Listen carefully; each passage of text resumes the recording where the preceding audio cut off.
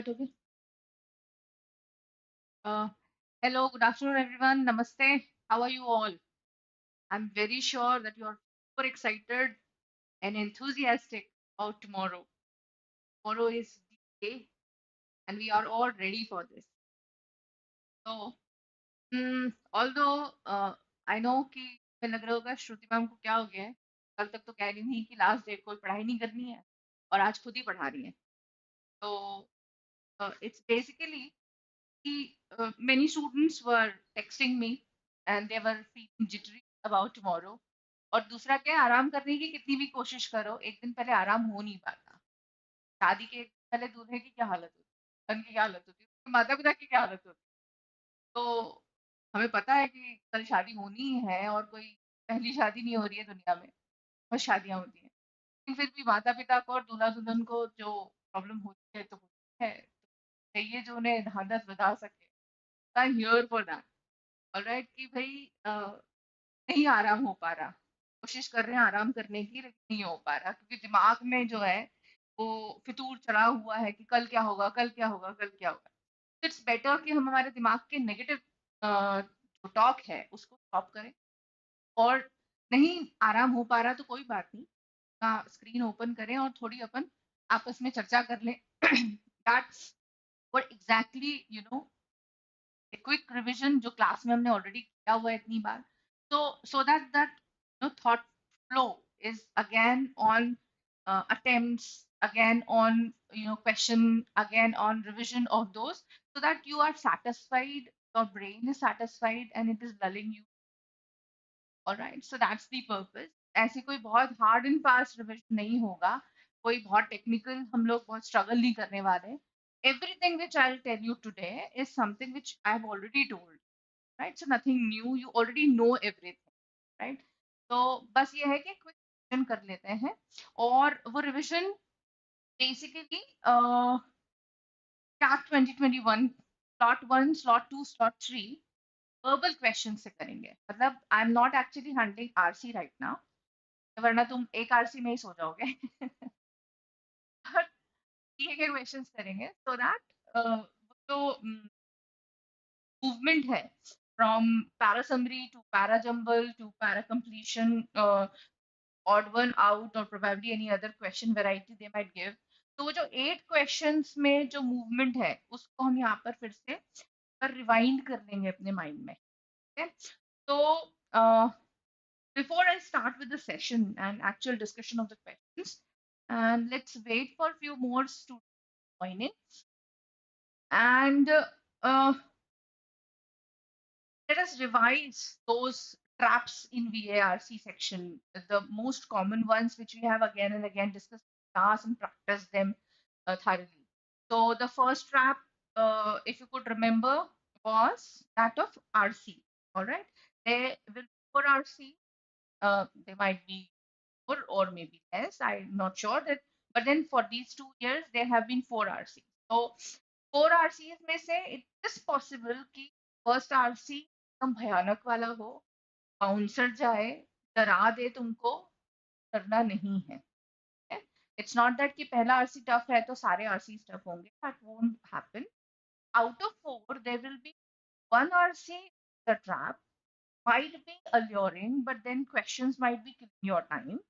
और opposite भी हो सकता है, it could be very tough in comprehension and after reading 2 paragraphs you come to realize that it is actually going beyond your scope. All right, so it's possible. So this is a trap. All right, so do not get trapped, do not get intimidated by that. घबराना मत उस चीज से, अरे मेरा तो इतना time खराब हो गया. फाइन, अगर तुमने 2-3 मिनट दे भी दिए हैं रीड करने में उस पैसेज को, pick up one simple question out of 4 questions. Not all of the 4 questions will be tough. Identify that simple question or a direct inference question from those 4 questions and try and solve that one question from that passage. So that तुम्हें ये रहेगा कि भाई मैंने इतना time दिया तो time waste नहीं गया. 3 मिनट मैंने अगर दिए, 4 मिनट दिए, तो उसमें मैंने 3 नंबर कमा भी लिए. Alright. And if it is not possible and you feel that this passage is beyond my scope, I cannot actually handle it, leave it there and there and move ahead. Don't worry about that passage now. Right.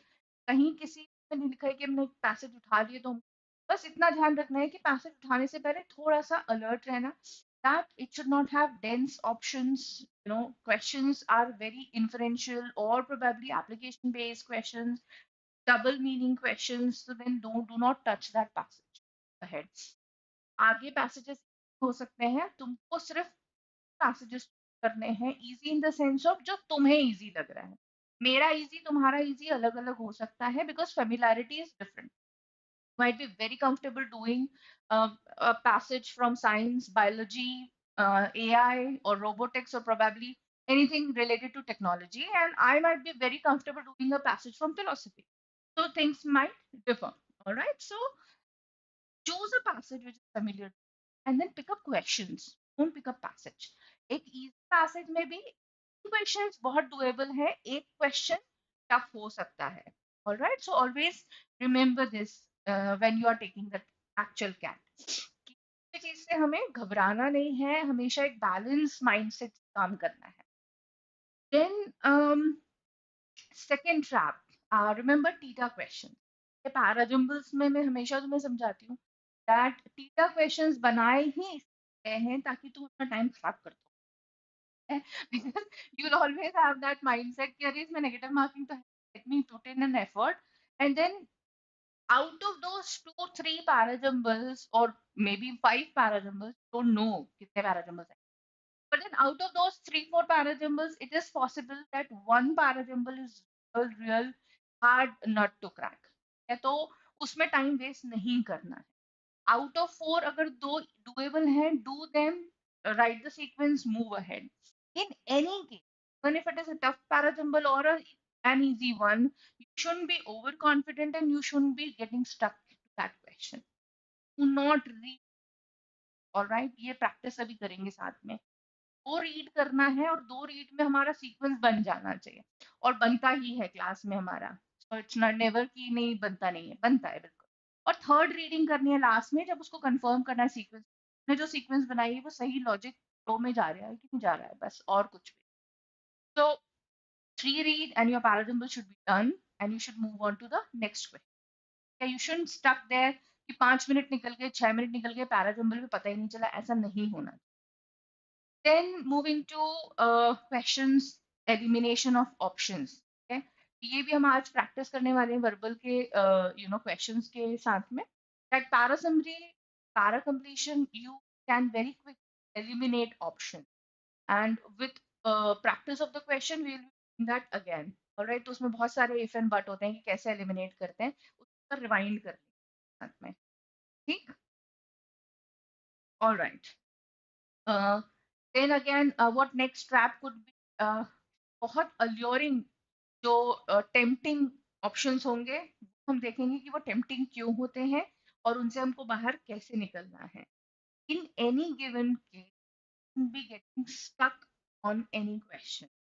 It should never happen that you are not ready ahead but just get stuck there. That should not happen. Last trap जो BRC का, DILR का हो सकता है, that is the hangover. ठीक है, it is possible. Again and again I've been warning you that not compare your own performance or your own slot with any other slots, क्योंकि हो सकता है फर्स्ट स्लॉट में उन्होंने अलग तरह से मैट्रिक्स बिछाया हो कि भाई कौन से क्वेश्चन टफ होंगे और कौन से इजी होंगे. सेकंड स्लॉट में इट इज पॉसिबल अलग ही मैट्रिक्स.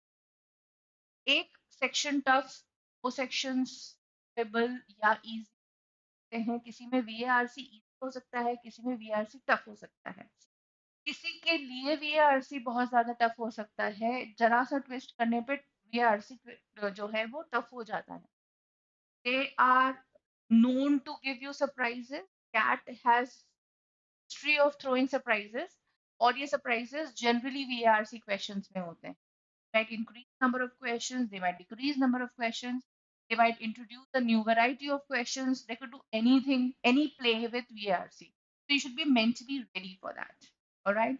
और in any given day ऐसा कुछ भी होता है कि बहुत tough passage, sorry, बहुत टफ सेक्शन जा रहा है या फिर उसमें बहुत सारे जो है उन्होंने चेंजेस कर दिए हैं, उसके बावजूद भी you'll have ample space to, and you'll have ample chances to get the cutoff clear.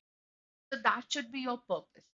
If not score very high, then at least your cutoff should be. And that on any given day it is. Plus, what is important is you should keep your balance of mind. Okay? तो फटाफट से session start कर देते हैं हम. बहुत सारा ज्ञान दे दिया है मैंने. ये सारा ज्ञान तुम्हारे पास ऑलरेडी है. मैंने कुछ भी नया नहीं बोला है. Everything we have already done in the class. Okay? So let's start with the session and let's discussions.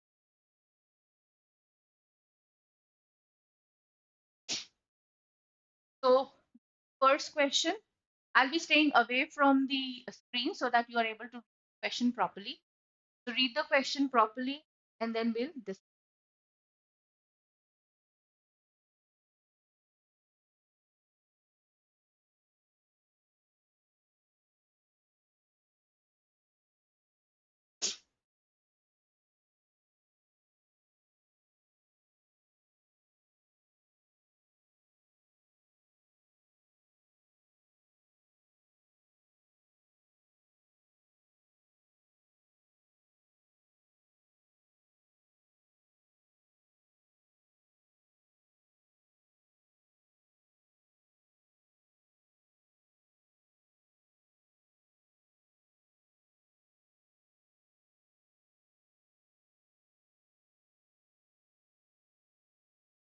Answers.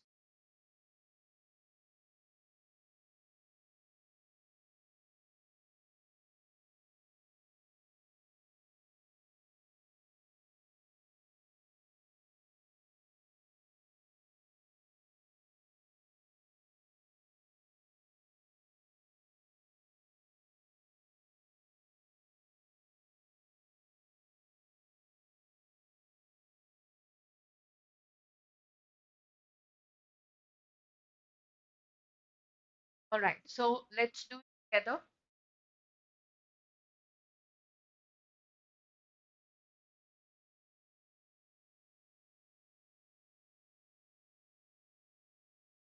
Is the para summary question. McGurk and McDonald, 1976, reported a powerful multi-sensory illusion occurring with audio-visual. They recorded a voice articulating a consonant ba ba ba and dubbed it with a face articulating another consonant ga ga ga. Even though the acoustic speech signal was well recognized alone, it was heard as another consonant after dubbing with incongruent visual da da da. The illusion termed as the McGurk effect has been replicated many times and it has sparked an abundance of research. The reason for the great impact is that this is a striking demonstration of multisensory integration where that auditory and visual information is merged into a unified integrated percept. So now tell me, what's the topic here? It is actually talking about a McGurk effect, and that is a multisensory occurring with audio visuals. All right, all right. Let's discuss. Akshat, Anshul, let's have a discussion. Yes. D for Dehradun. I can understand. We can do together. All right. So, what's the topic here? What's the main idea of this question? So it is talking about mega and multisensory illusion that is occurring, and then it is giving you all the details of what is that illusion, what is the illusion about, and it is termed as mega effect, has been replicated many times. What is that? It is uh, auditory and visual information is merged into unified integrated percepts. It's an illusion, all right, which has been termed as Mega effect. So even though we do not know as to what is the technical understanding of all this speech, it could be anything which is related to. So we are here to eliminate the options. Now we understand that this paragraph is talking about a multisensory illusion which is occurring with audio-visual speech. Some details are given here. It is known as McGurk effect, and it is basically a striking demonstration of multisensory integration where that auditory and visual information is merged into a unified integrated person. Now, A says when the quality of auditory information is poor. Now, इससे ज्यादा पढ़ने की इसको जरूरत ही नहीं है क्योंकि auditory information is poor की तो बात ही नहीं है यहाँ पर तो thing is not even talking about it so when the auditory speech signal does not match the visual speech movement, the acoustic speech signal is confusing.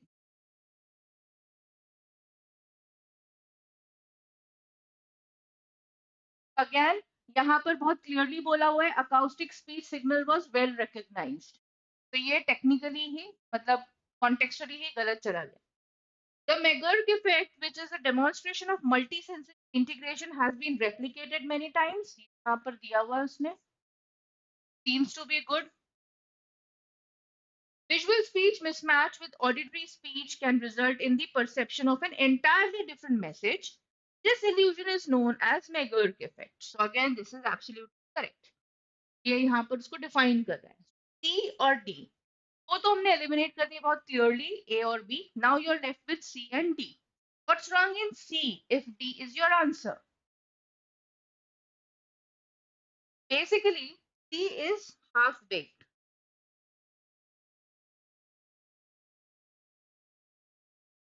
Why? Because it is not completely encapsulating the topic or the central idea of the passage. It is just mentioning the demonstration and it is replicated many times. So that's not the purpose of writing this paragraph. ये paragraph क्यों लिखा गया है? To define what is Megger effect, and that definition is written in, and hence you are absolutely right. Akshat Anshul is the correct answer. Let's move. Am I making sense? All right. So next question. Next question. Again, CAT 2021 slot 1. I am very sure कि आप internet सिर्फ YouTube के लिए. Let's do it together. Let's scratch our heads. 5 sentences are given, out of which one is absolutely wrong. It is not. It's a mismatch. Odd one out. Here, please do not waste time in arranging them in a sequence. Just find out the topic and any sentence which is beyond that topic or something vague is there or something out of context is there, that's the answer. So be very quick in answering these questions.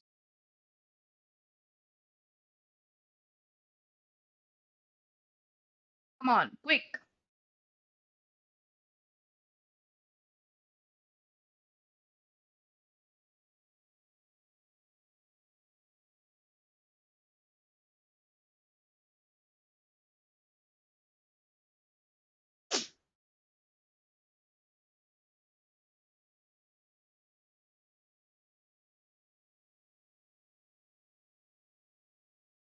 साथ में discuss करें या answer आ गया.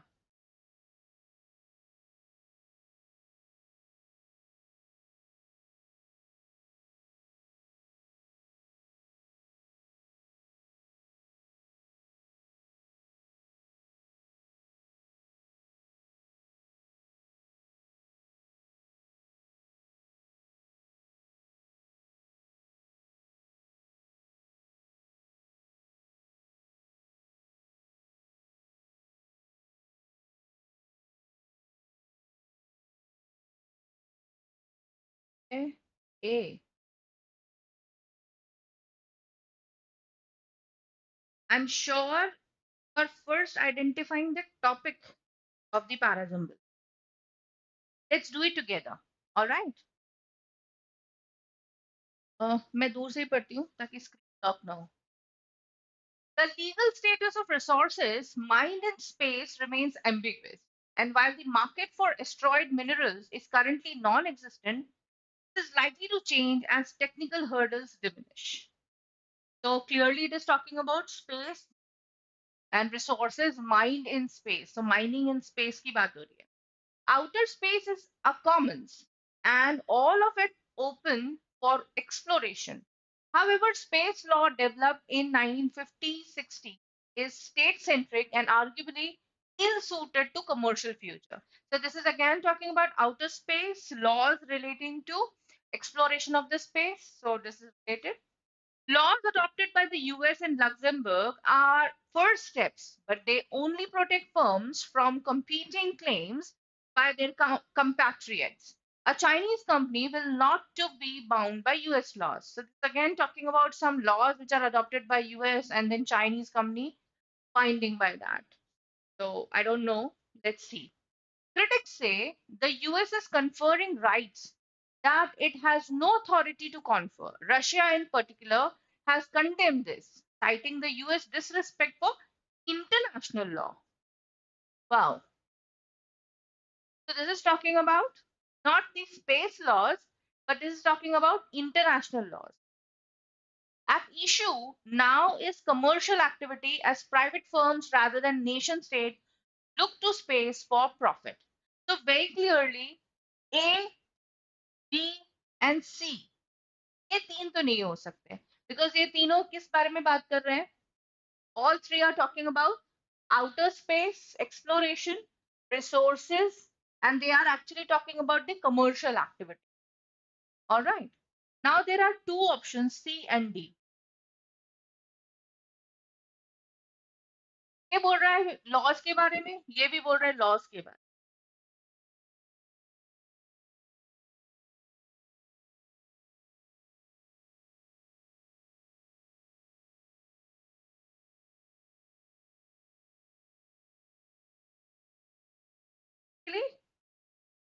here it is talking about competing claims and then Chinese company not to be bound by US laws, basically related to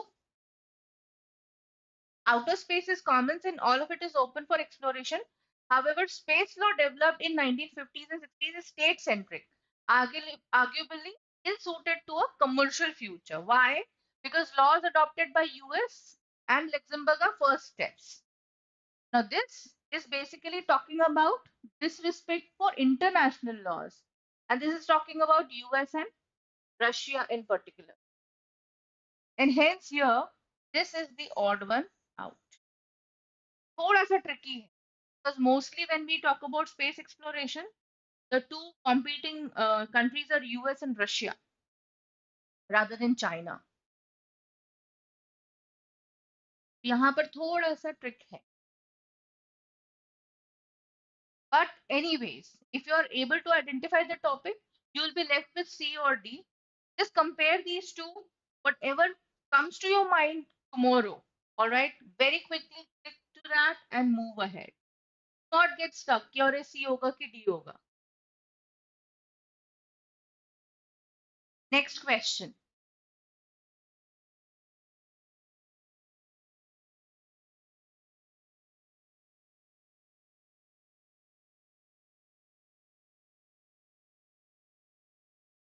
A B C D सारे ही हो जाएंगे. एक को चूज करना है. ठीक है. Now I'm moving from the screen. Solve this.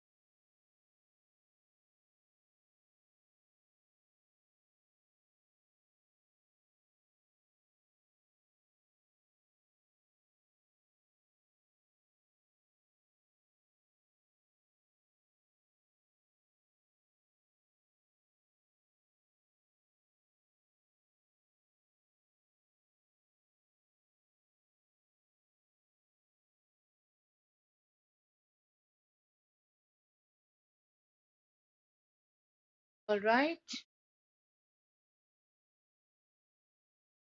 give it a try. Shall we do it together?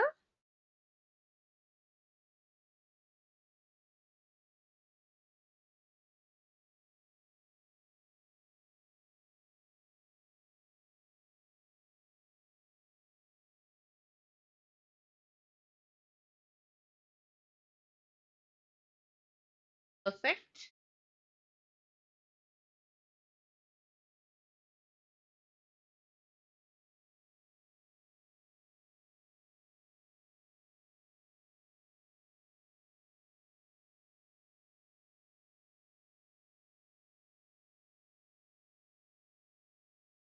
All right, so I'm getting answers now.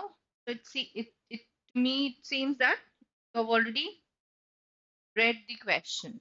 So let's do it together. देखो ट्रैप वाले options कैसे clearly दिखते हैं. Hmm. सबसे पहले para summary में क्या करना है. First you'll read it properly, all right, with calm mind, and then identify the topic. So let's read it together. Foreign peacekeepers often exist in a bubble in the poor countries in which they are deployed. They live in posh compounds, drive fancy vehicles, and distance themselves from locals. This may be partially justified. It may be partially justified, as they are outsiders living in constant fear, performing a job that is emotionally draining. But they are often despised by the locals, and many would like them to leave. A better solution would be to bottom up peace building, which would involve their spending more time working with communities, understanding their grievances, and earning their trust rather than only meeting government officials. So, very clearly, it is talking about foreign peacekeepers working in poor countries. What they are saying is they are not working properly. They are aloof, isolated from the communities, and hence the locals do not like them at all. It is also giving you a solution. So it is not just talking about the problem, it is also hinting towards a solution. And what would be that solution? Spending more time working with communities rather than only meeting the government officials. So we need an option which is all inclusive. Now, see, the environment in poor countries has tended to make foreign peacekeeping forces live in enclave. I'm sorry, live in enclaves. But it is time to change the scenario. So it's not talking about environment which has tended to make it, and hence this is factually wrong. Extravagant lifestyle and an aloof attitude among foreigners working as peacekeepers in poor countries have justifiably made them target of local anger. So again, अब देखो, as it is paragraph से जब हम cut copy करते हैं और फिर यहाँ आखिरी में आकर यहाँ पर ट्वीक कर दिया उसको, that extravagant lifestyle is justifiably, making them target of local anger. So again, this is halfway right, halfway wrong, and it is only talking about just part of it. That, because of their lifestyle, local people do not like them. So this is only talking about problem. Peacekeeping forces in foreign countries have tended to be aloof for valid reasons. So it is talking about this problem. But would be more effective if they work more closely with local communities. So, solution. So this to me seems to be a good option. Let's read D, otherwise C is the right answer. D says peacekeeping duties would be more effectively performed by local residents. यहाँ पर तो context ही change हो गया. So automatically the right answer is, and hence this is a very easy question. All right, shouldn't take more time. Very clearly, three options are outrightly wrong. Only C is the right answer. When a passage is given to you which is talking about problem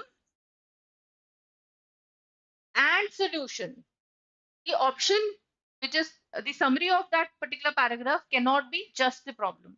It has to have both the parts, which is C. Let's move.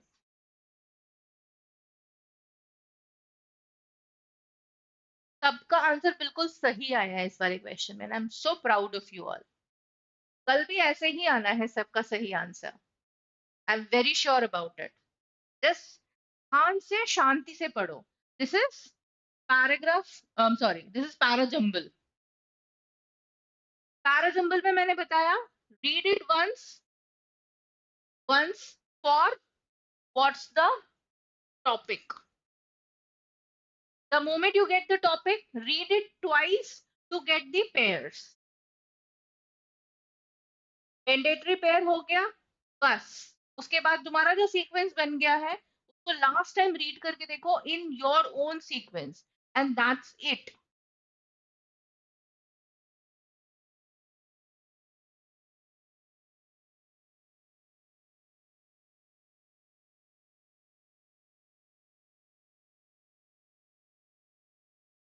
Not more than 60 seconds. It's a very easy question to.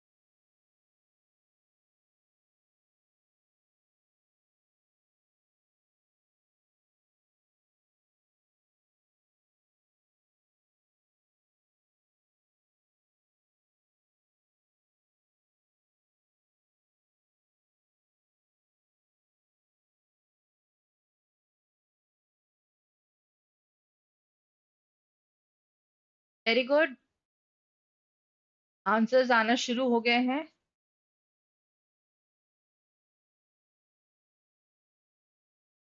All right, साथ में discuss करें। Very easy question. In the central nervous system of other animal species, such as comprehensive generation of neurons, has not yet been proven beyond doubt. Biologists from the University of B have discovered a uniquely rapid form of regeneration in injured neurons and their functions in the central nervous system of zebrafish. So it is talking about central nervous system of zebrafish, and this is talking about central nervous system of other animal species. They studied the M cells. Who are this? They, ये हैं biologists. They studied the M cells, which are solely responsible for the escape behavior of the fish and previously regarded as incapable of regeneration. However, their ability to regenerate crucially depends on the location of the injury. So, their ability to regenerate. So, ये their किसके लिए है यहाँ पर? It is for zebrafish. तो यहाँ पर बहुत क्लियरली हमारे मैंडेटरी पेयर्स बन गए हैं। Alright, it has to start with 2 because that is introducing कि ये डिस्कवर हुआ है what rapid form of regeneration किस में, in the central nervous system of zebrafish. So it is introducing the topic. Then comes 3. They studied the M cells, which are solely responsible. Then after 2, 3, what should come? 1 or 4? 4 आएगा या 1 आएगा? यहाँ पर देखो ये किसका नर्वस सिस्टम के बारे में बात कर रहा है? अदर एनिमल स्पीशीज के, और हम यहाँ पर किसकी बात कर रहे हैं? जीब्रा फिश की। तो पहले जीब्रा फिश की बात पूरी कंप्लीट होगी तब तो हम अदर एनिमल्स पे जाएंगे. And hence 4-1. However, their ability to regenerate critically depend on location of the injury. तो ये न्यूरॉन्स के बारे में है, किसके? जीब्रा फिश के. न्यूरॉन्स नहीं, एम सेल्स, सॉरी. ठीक है. तो हमने सिर्फ अभी 2 बार पढ़ा है. अब हमारा जो सीक्वेंस आया है, इसके साथ हम इसको पढ़ के देखेंगे कि लॉजिकल फ्लो बन रहा है नहीं बन रहा. ठीक है, अभी सिर्फ 2 रीड की है और 2 रीड में हमारे पास सीक्वेंस आ गया है. अब सीक्वेंस आने के बाद लास्ट चीज करनी है वो कि हमारा जो भी सीक्वेंस है उसी सीक्वेंस में इसको पढ़कर देख लो लॉजिकली फ्लो बन रहा है कि नहीं बन रहा है.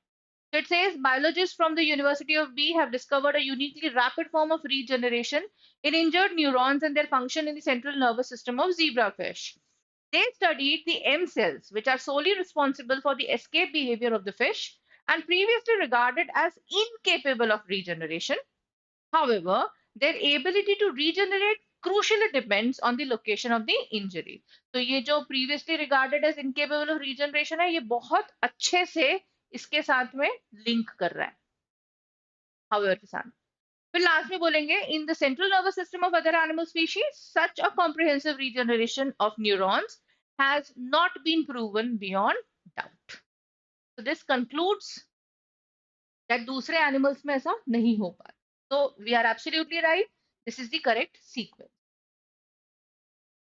चलो एक और पैराग्राफ आ गया है, मतलब पैराजंबल है. करो फटाफट से. 2 रीड में सीक्वेंस बन जाना चाहिए और तीसरा रीड तभी करना है जब उस सीक्वेंस को क्रॉस वेरीफाई कर रहे हैं कि लॉजिकल फ्लो बन रहा है नहीं बन रहा.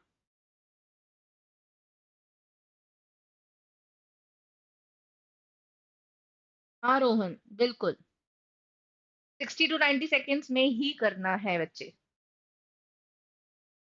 एंड तुम कर सकते हो बहुत आराम से.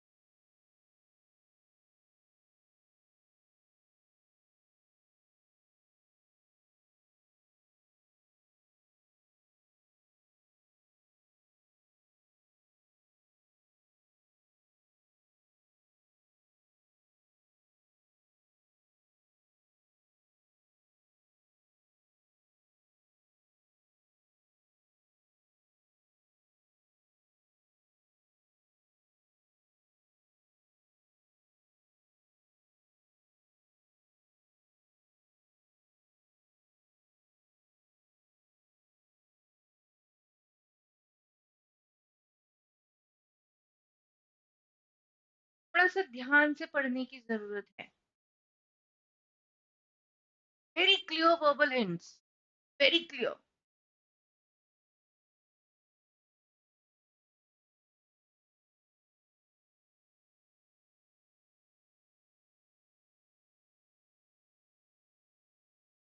ओके, आंसर्स आने चालू हो गए हैं.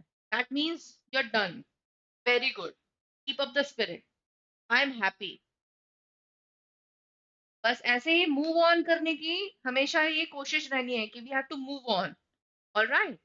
किसी भी चीज में अटकना नहीं है. चलो let's read it together. The work is more than the text, for the text only takes on life when it is realized, and furthermore, the realization is by no means independent of the individual disposition of the reader. So, this is talking about something related to text and something related to, I don't know what. Let's read. The convergence of text and reader brings the literary work into existence. Beautifully. Convergence, convergence पता है ना क्या होता है? Convergence of light होता है, lenses में पढ़ा होगा। एक साथ आना। So convergence of text and reader brings the literary work into existence, and this convergence is not to be identified either with the reality of the text or with the individual disposition of the reader. This is again talking about individual disposition of reader. From this polarity, it follows that the literary work cannot be completely identical with the text or with the realization of the text, but in fact must lie halfway between the two. So this is now talking about some kind of polarity, जबकि ये बात कर रहा है convergence की। ये दोनों opposite बातें कर रहे हैं। This is talking about polarity, that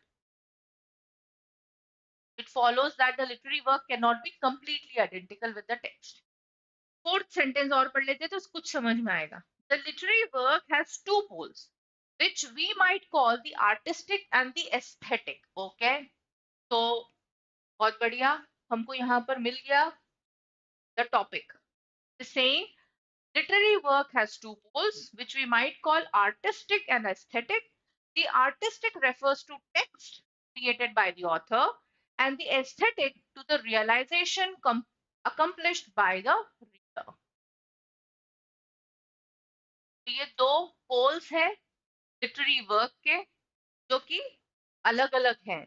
एक पोल किस बारे में है? आर्टिस्टिक माइंड के बारे में, और दूसरा क्या है? एस्थेटिक्स के बारे में। आर्टिस्ट कौन है? ऑथर। और एस्थेटिक कौन देता है? रीडर। ठीक, ये दो पोल्स की बात हो रही है। तो टॉपिक इंट्रोड्यूस कहां पर हो रहा है? फोर में। और इस पोलैरिटी के बारे में डिस्कस कहां पर जो है एक्सटेंशन का हो रहा है इस डिस्कशन का? थ्री में। From this polarity it follows that, दिख रहा है? क्योंकि टू तो कॉन्वर्जेंस के बारे में बात कर रहा हूं, तो पोल्स की पहले बात करेंगे जो डाइवर्जेंस की बात कर रहे हैं, वो बात खत्म होगी तब कॉन्वर्जेंस की बात आएगी। तो फोर के बाद किसी हालत में टू या किसी हालत में वन नहीं आ सकता, it has to B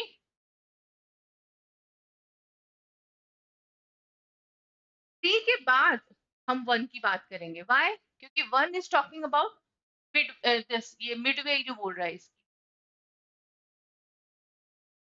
The work is more than the text, for text only takes on life when it is realized, and furthermore, the realization is by no means independent of the individual disposition of the reader. तो ये जो half पे between the two की बात हो रही है, इसी को एक्सटेंड कहाँ पे किया हुआ है उसने? One, I am sorry, one में। And then it is talking about the convergence. The convergence of the text and the reader brings the literary work into existence. So this follows one, and hence the sequence should be 4, 3, 1, 2. Agree? Yes. Most of you are correct. Most of you are correct. Most of you have also got this opening sentence correct. थोड़ा सा यहाँ पर glitch हो गया, बाकी most of you have got it correct. ध्यान से देखा करो हमेशा। टॉपिक समझ में आ गया? टॉपिक लिटरेरी वर्क के टू पोल्स के बारे में है, इसी की पोलैरिटी जो है उसके बारे में यहाँ पर डिस्कशन किया हुआ है। इसी डिस्कशन का जो हाफ वे की बात हो रही है, ये हाफ वे की बात यहाँ पर very clearly it is talking about that. क्योंकि हाफ वे की बात कर रही हूँ उसके बाद तुरंत कॉन्वर्जेंस की बात नहीं कर सकती। The moment I talked about convergence of these two things, I can not then talk about this one. तो टू के बाद वन का कोई सेंस नहीं निकलेगा, and hence it should be 1, 2। हाँ, यस अंशुल, दैट्स ओके, हम प्रैक्टिस ही कर रहे हैं उसकी। लेकिन सबसे अच्छी बात यह है कि nobody got stuck, we all are moving. ठीक है, तारा जंबल में स्टक नहीं होना, उसको री रीड कर करके फिर से अरेंज कर रहे हैं, फिर वापस से उसको गलत कर रहे हैं, फिर उसको कुछ नहीं। हमने 2 बार रीडिंग करी है, तीसरी बार तो भी हमने की भी नहीं, 2 बार की रीडिंग में हो गया सॉल्व।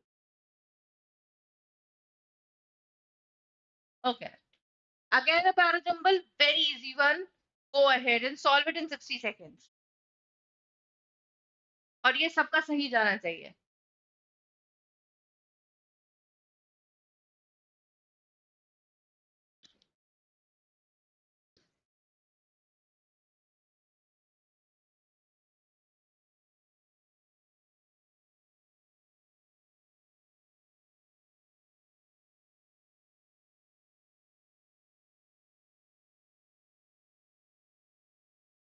मतलब तुम देखो कैट में ऐसे लड्डू क्वेश्चंस भी आएंगे.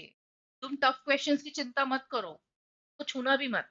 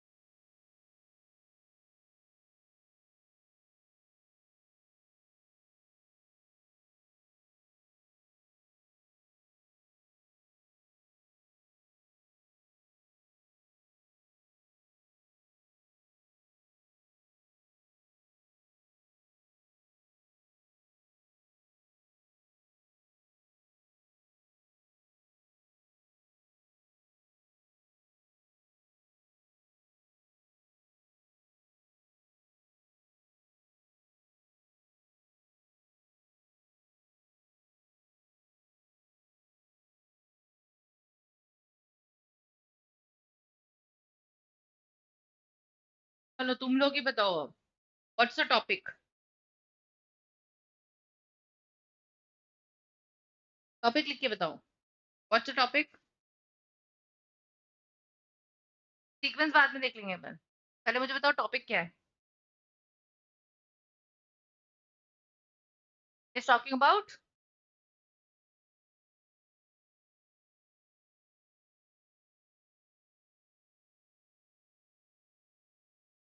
टेंस.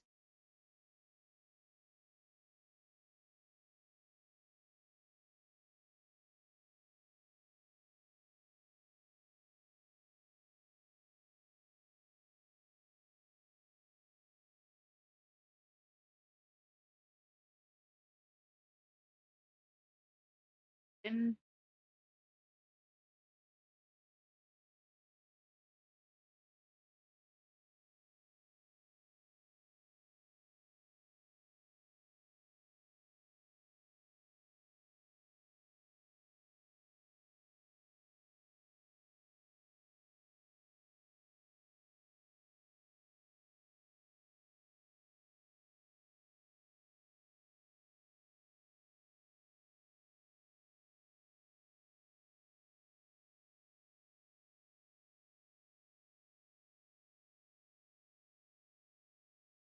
एक्चुअली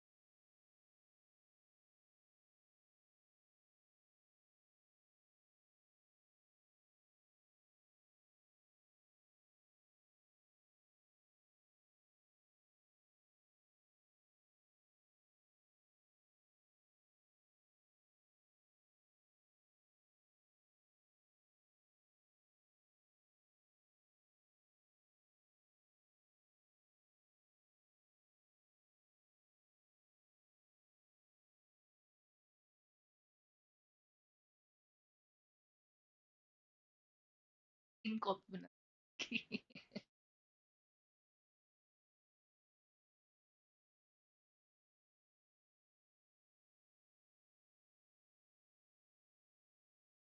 तो हो गया स्टार्ट. अच्छा सेशन. ओह. मुझे लगा कि ऑनलाइन जो चल रहा था. All right. स्टार्ट है ना session? Okay. Am I audible? All right. Good discussion going on.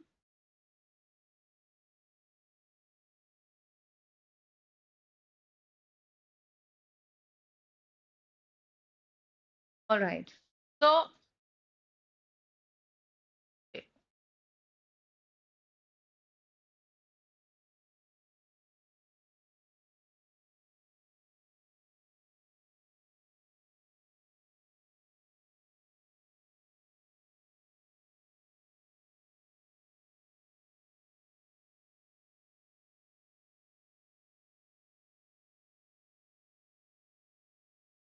all right. So, this is the topic.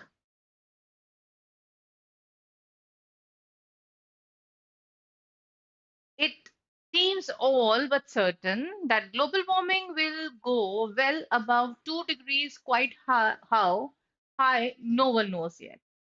ठीक है. अब a popular response to the exhortation to the plant to plant more trees. ये बोल रहा है burning them releases it, which is why the scale of forest fires in the Amazon basin last year garnered headlines. This is because trees sequester carbon by absorbing carbon dioxide. तो ये absorbing की बात कर रहा है और ये releasing की बात कर रहा है. इतने सारे वर्बल हिंट्स हैं और सेंटेंसेस भी छोटे. इससे ज्यादा लड्डू क्वेश्चन कैसे मिल सकता है हमको कैट में?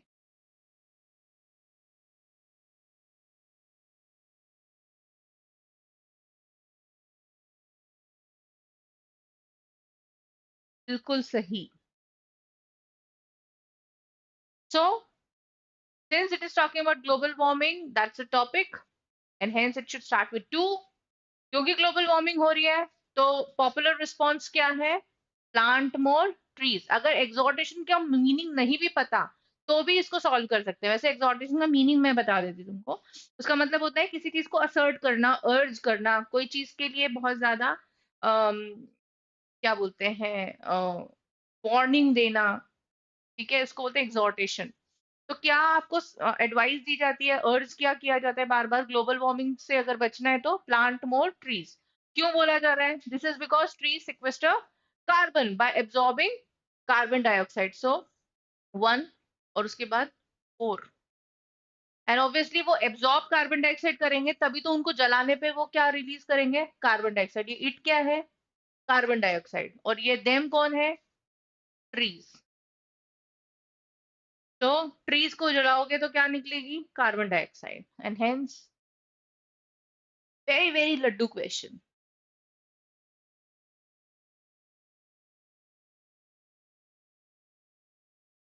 Okay, let's move ahead.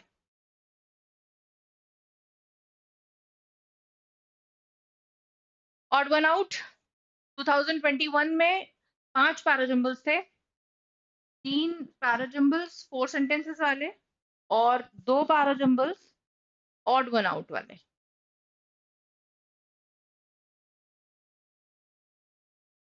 Again इसमें हमको सीक्वेंस नहीं जमाना है. हमको सिर्फ ये देखना है कि कौन सा ऐसा सेंटेंस है जो टॉपिक से वेवर्ड जा रहा है, अलग अलग थलग पड़ा हुआ है. सिंपल पैराजम्बल है, सेंटेंसेस भी छोटे हैं. ध्यान से करोगे तो तुरंत कर लोगे. लेकिन यहाँ पे ट्रैप जरूर है जो मुझे दिखाई दे रहा है.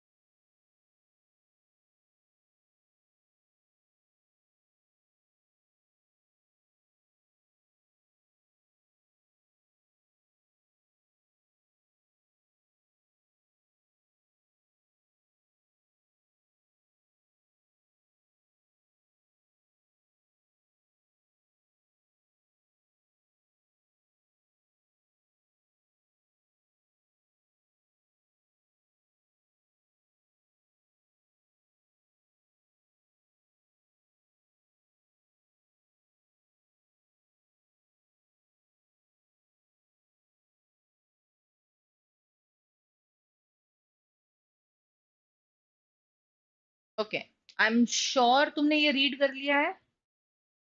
अब मुझे ये बताओ, what's the topic, what are the sentences talking about? क्योंकि जैसे ही टॉपिक हाथ में आया, वैसे ही ऑड सेंटेंस बिल्कुल क्लियरली तुमको छना हुआ मिल जाएगा, जैसे हम चाय पत्ती छानते हैं ना, बिल्कुल वैसे। It will filter out very quickly. What's the topic? जल्दी जल्दी लिखो, आई एम वेटिंग। अभी हमें बहुत सारे क्वेश्चंस करने हैं।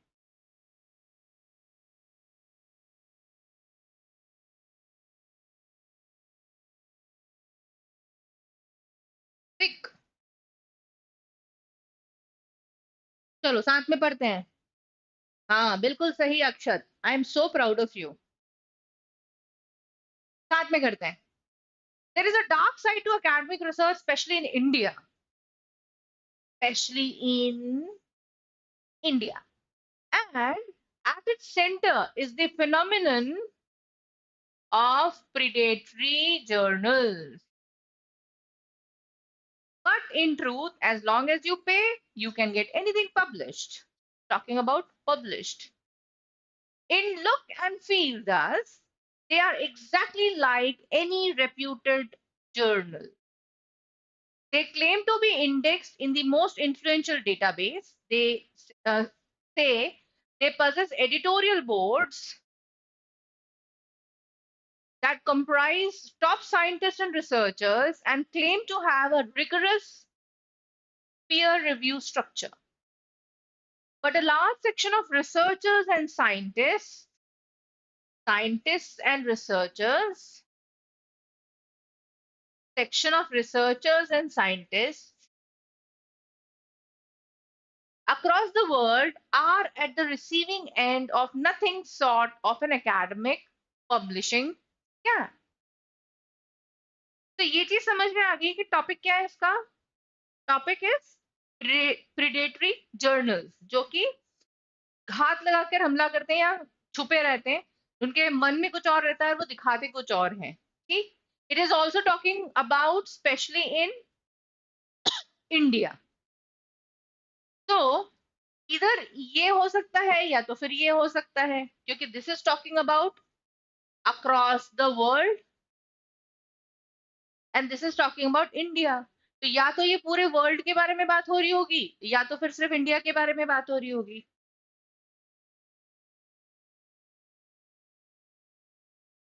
तो ये तो बात क्लियर हो गई।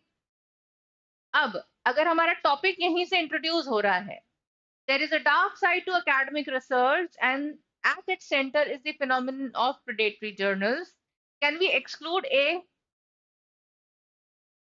Obviously, no. So the odd one out is, अब यहाँ पर ट्रैप क्या है पता है? इन्होंने टी में भी रिसर्चर्स और साइंटिस्ट के बारे में बात की है, और ई में भी की है, तो हमें ये दोनों लिंक्ड दिखते हैं। लेकिन ध्यान से देखो, this is talking about indexing in the journal, about editorial board, मतलब उनमें एडिटर्स हैं, टॉप साइंटिस्ट हैं, और रिगरस पीयर रिव्यू स्ट्रक्चर है। और ये तीनों चीजें कहाँ होती हैं? मीडिया हाउस में। जबकि this is not talking about it, this is talking about academic publishing scam, and this is talking about across the world.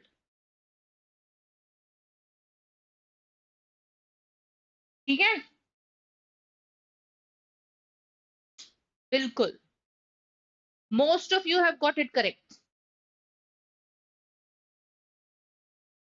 जैसे ही वर्बल क्लूज दिखते हैं और टॉपिक हाथ में आता है, वैसे ही चमकता है हमको दिमाग में एकदम क्लियरली। Next question. अब ये देखो, 8वां क्वेश्चन पे आ गए हैं हम लोग स्लॉट 1 के। अभी तक कौन सा क्वेश्चन तुम्हें ऐसा वर्बल का मिल गया जो बहुत ही अफलातूनी था और जो बिल्कुल ही समझ में आया? इवन टफ क्वेश्चन, जो ट्रैप वाले क्वेश्चन है, वो भी तुमने सही आंसर कर दिए। और टाइम हमको कितना लग रहा है बताओ? तुम फालतू में चिंता कर रहे हो, बहुत आराम से कर लेंगे हम। तारा समरी वाला क्वेश्चन है।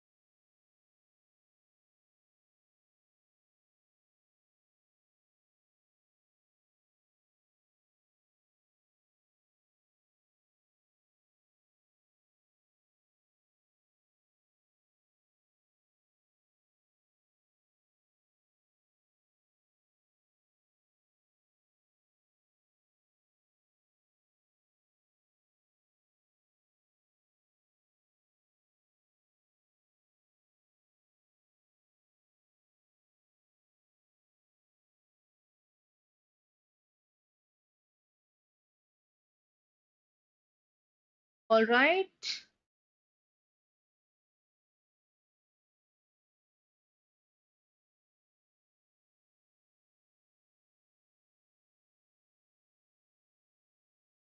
Come on. करें साथ में.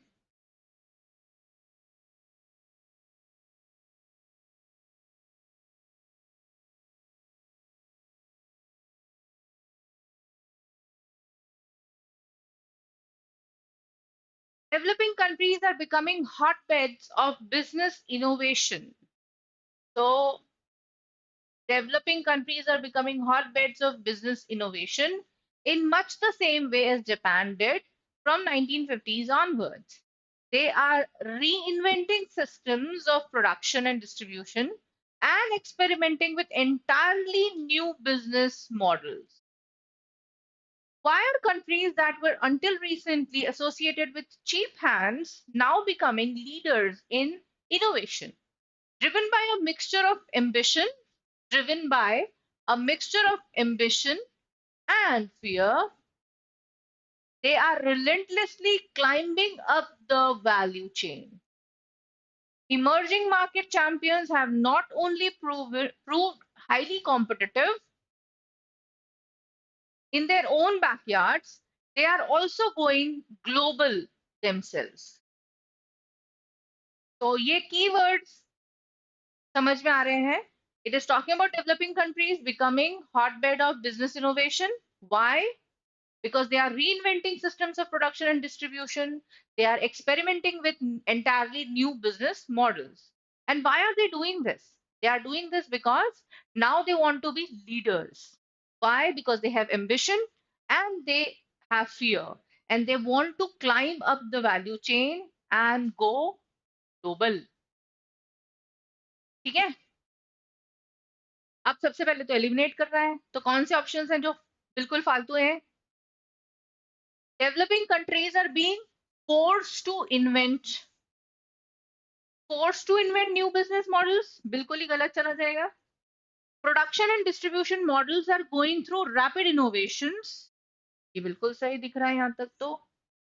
Worldwide, as developed countries are being challenged by their earlier suppliers from developing world.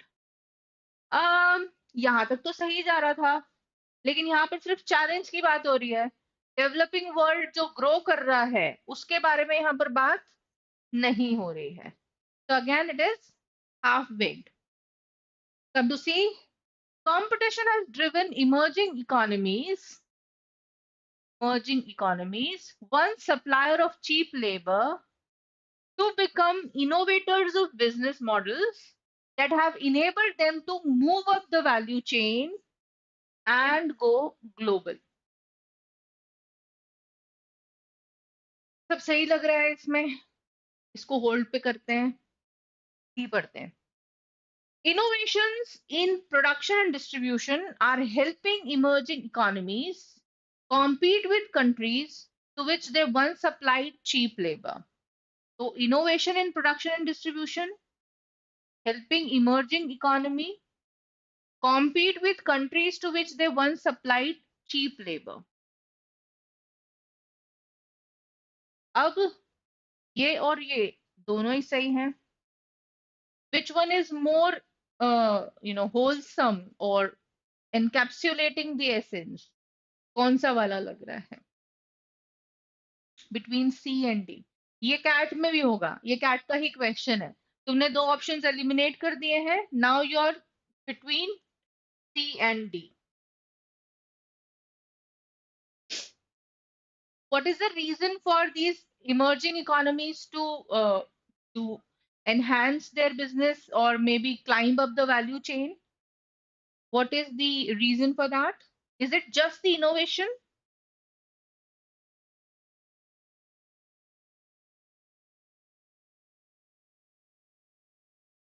यहाँ पर innovation in just production and distribution की बात हो रही है और यहाँ पे इनोवेटर्स ऑफ बिजनेस मॉडल्स की बात हो रही है.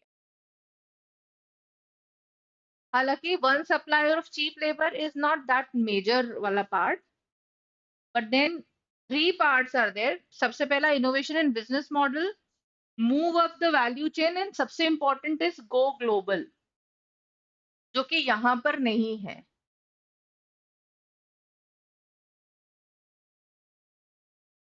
तो what do you say? It should be C or D? I think it should be C because C is encapsulating more points. Moreover, it is talking about, it is actually giving credit to the emerging economies, saying that they have focused on innovation in business models, which have enabled them to move up the value chain and go global, which is not there here. This is only talking about innovation in production and distribution and competing with the countries. So I think we should prefer C over.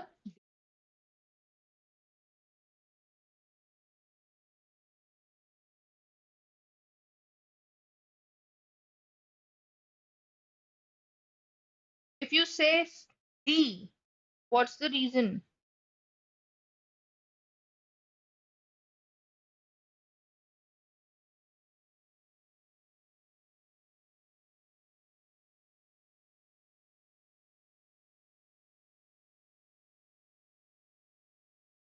I go with C. All right. Now let's come to slot 2. D में globalisation का भी point नहीं है. हाँ, यही तो मैं बोल रही हूँ. आप लोग सब डी के साथ जा रहे हो, लेकिन डी में ग्लोबलाइजेशन ग्लोबलाइजेशन नहीं रे. ओहो, मैं भी ग्लोबलाइजेशन, गोइंग ग्लोबल की बात नहीं हो रही है कि emerging economies are going global. वाला पॉइंट मिसिंग है वहां पे. चलो, anyways, let's move. Now we are moving to slot 2. ठीक है, without a break we have to do it so that थोड़ा एग्जॉस्टिव हो जाए हमारी प्रिपरेशन. ठीक है, इसके बाद अच्छे से सोओगे तुम शांति से, दिमाग पूरा रिलैक्स हो जाएगा. ऑल राइट, चलो go ahead. This is summary.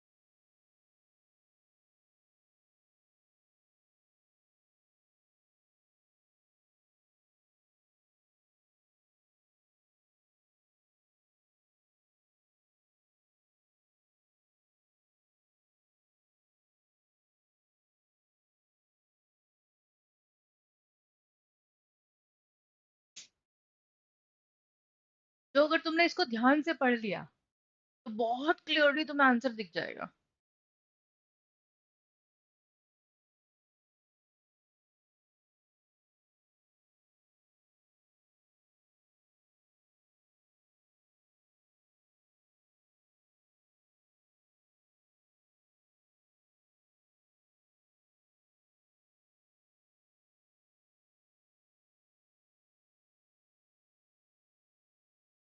करें साथ में? ऑलराइट, बहुत क्लियरली देखो. Paragraph is talking about biologists who publish their research directly to the web have been called or labeled as raw, But physicists have been routinely publishing research digitally. That is what is called preprints. So it is very clearly comparing biologists जो अगर directly web के ऊपर research अपनी publish कर दें तो उनको क्या कहा जाता है? प्रो, मतलब बेकार, आवारा। और फिजिसिस्ट ऐसा करते हैं, वो भी रूटीनली करते हैं, तो उन्हें कोई फर्क नहीं पड़ता। ठीक है। इनफैक्ट जो एडवोकेट्स ऑफ प्रीप्रिंट्स हैं, मतलब जो उस चीज को जस्टिफाई करते हैं, वो क्या बोलते हैं? That it is a quick and open dissemination of research that speeds up scientific progress and allows for wider access to knowledge. मतलब ये उसका फायदा बता रहे हैं। But some journals still don't accept research previously published as a preprint. तो यहाँ पर वो कह रहे हैं some journals still don't accept it. Even if the idea of preprints is gaining ground, one of the biggest barriers for biologists is how they would be viewed by members of their conservative research community. So very clearly it is talking about biologist versus physicist. And यहाँ पर problem किसकी है बेचारे? Biologist की। और बाकी physicist जो है वो आराम से अपने वेब के ऊपर प्रीप्रिंट दे रहे हैं। That's the only comparison. अब ए बोल रहे हैं one of the advantages of digital preprints of research is that they hasten, एक तो ये नेगेटिव वर्ड यूज कर लिया इसने, the dissemination process, but these are not accepted by most scientific communities. Most scientific communities कहाँ से आ गई भाई? बायोलॉजिस्ट और फिजिसिस्ट की बात हो रही है।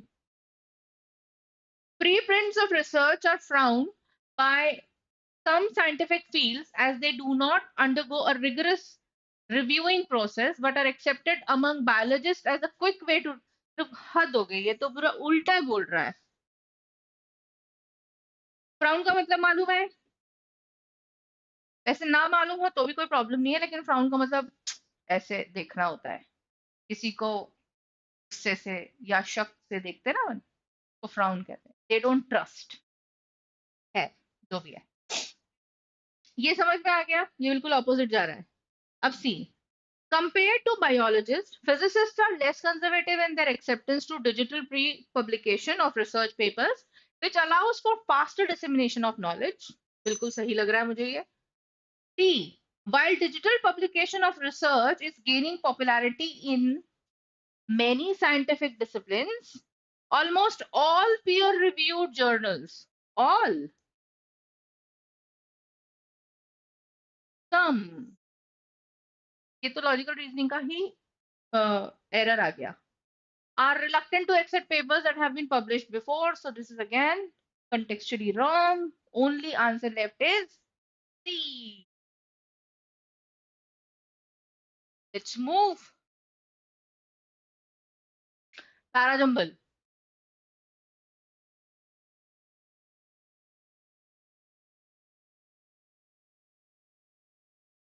एक minute.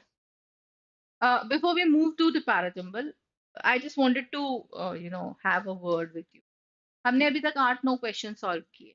कहीं पर भी तुमने देखा कि हमें रीरीड करना पड़ रहा है, हम कहीं पर भी स्टक हो रहे हैं? इवन हम जिस क्वेश्चन में स्टक हुए थे कि सी सही है या डी सही है, वहां हमने पैसेज को पूरा पढ़कर वो नहीं किया, सिर्फ ऑप्शंस को आपस में कंपेयर किया। और जब ऑप्शंस को हम एक फर्स्ट स्टैंडर्ड के बच्चे जैसे एक एक वर्ड पढ़ते हैं, तो वो बहुत क्लियरली हम उसको जो है आइडेंटिफाई कर पाते हैं कि कौन सा सही और कौन सा गलत। Never have I ever read the question or the paragraph or the parajumble again and again. Do you realize that? The same thing you're supposed to do in CAT. Whenever you are stuck between options, eliminate, you should read them parallelly. Rather than going to the paragraph again, read the paragraph 2-3 times, wasting your time away. कुछ नहीं होना उससे। Paragraph आपने एक बार पढ़ लिया है, you are very clear about it. ठीक है, you just have to identify the trap in the options. तो ऑप्शंस को ध्यान से पढ़ो, उससे एक्यूरेसी बढ़ेगी, rather than going again and again for reading the paragraph. ऐसा ही पैराजंबल में भी है, do not reread it, it is going to waste your time, और उससे तुम्हारे जो प्रेजुडाइसेस हैं, जो तुम्हारे दिमाग में पॉइंट है वो और ज्यादा स्ट्रांगली आता चला जाएगा ऑपोजिंग उसमें व्यूज में, इसलिए तुम और कंफ्यूज होते जाओगे.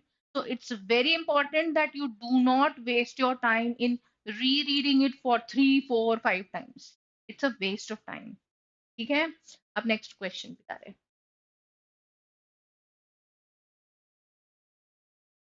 Read it once, try and identify the topic, make pairs, and give me the sequence.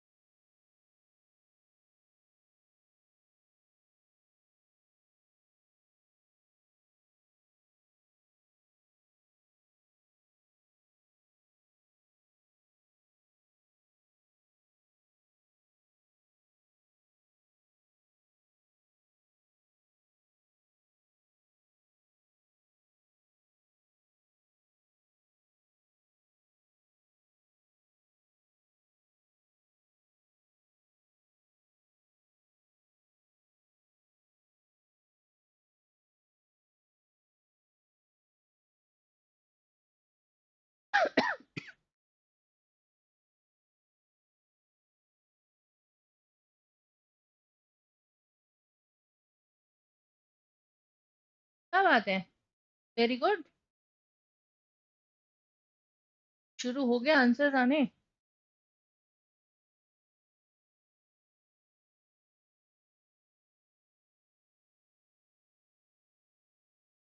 थोड़ा सा ट्रिक है इसमें, हाँ.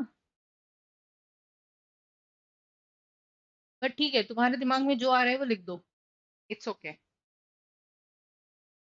और ये ट्रिक, मतलब ये इस तरह का ट्रैप कैट में भी होगा, या ये कैट का ही क्वेश्चन हम डिस्कस कर रहे हैं. This is important that we discuss here.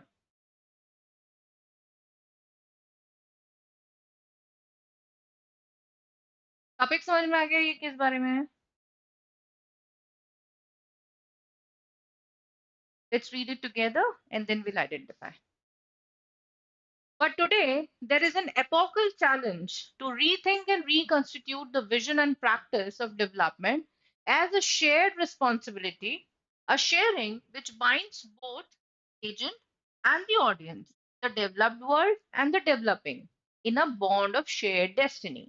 बिल्कुल क्लियर समझ में आ रहा है ये कि एक चैलेंज है टू रीथिंक एंड रिकंस्टिट्यूट डेवलपमेंट, कि हमारा विजन क्या है डेवलपमेंट का, क्योंकि उसको शेयर्ड रिस्पॉन्सिबिलिटी के बारे में बोल रहा है वो.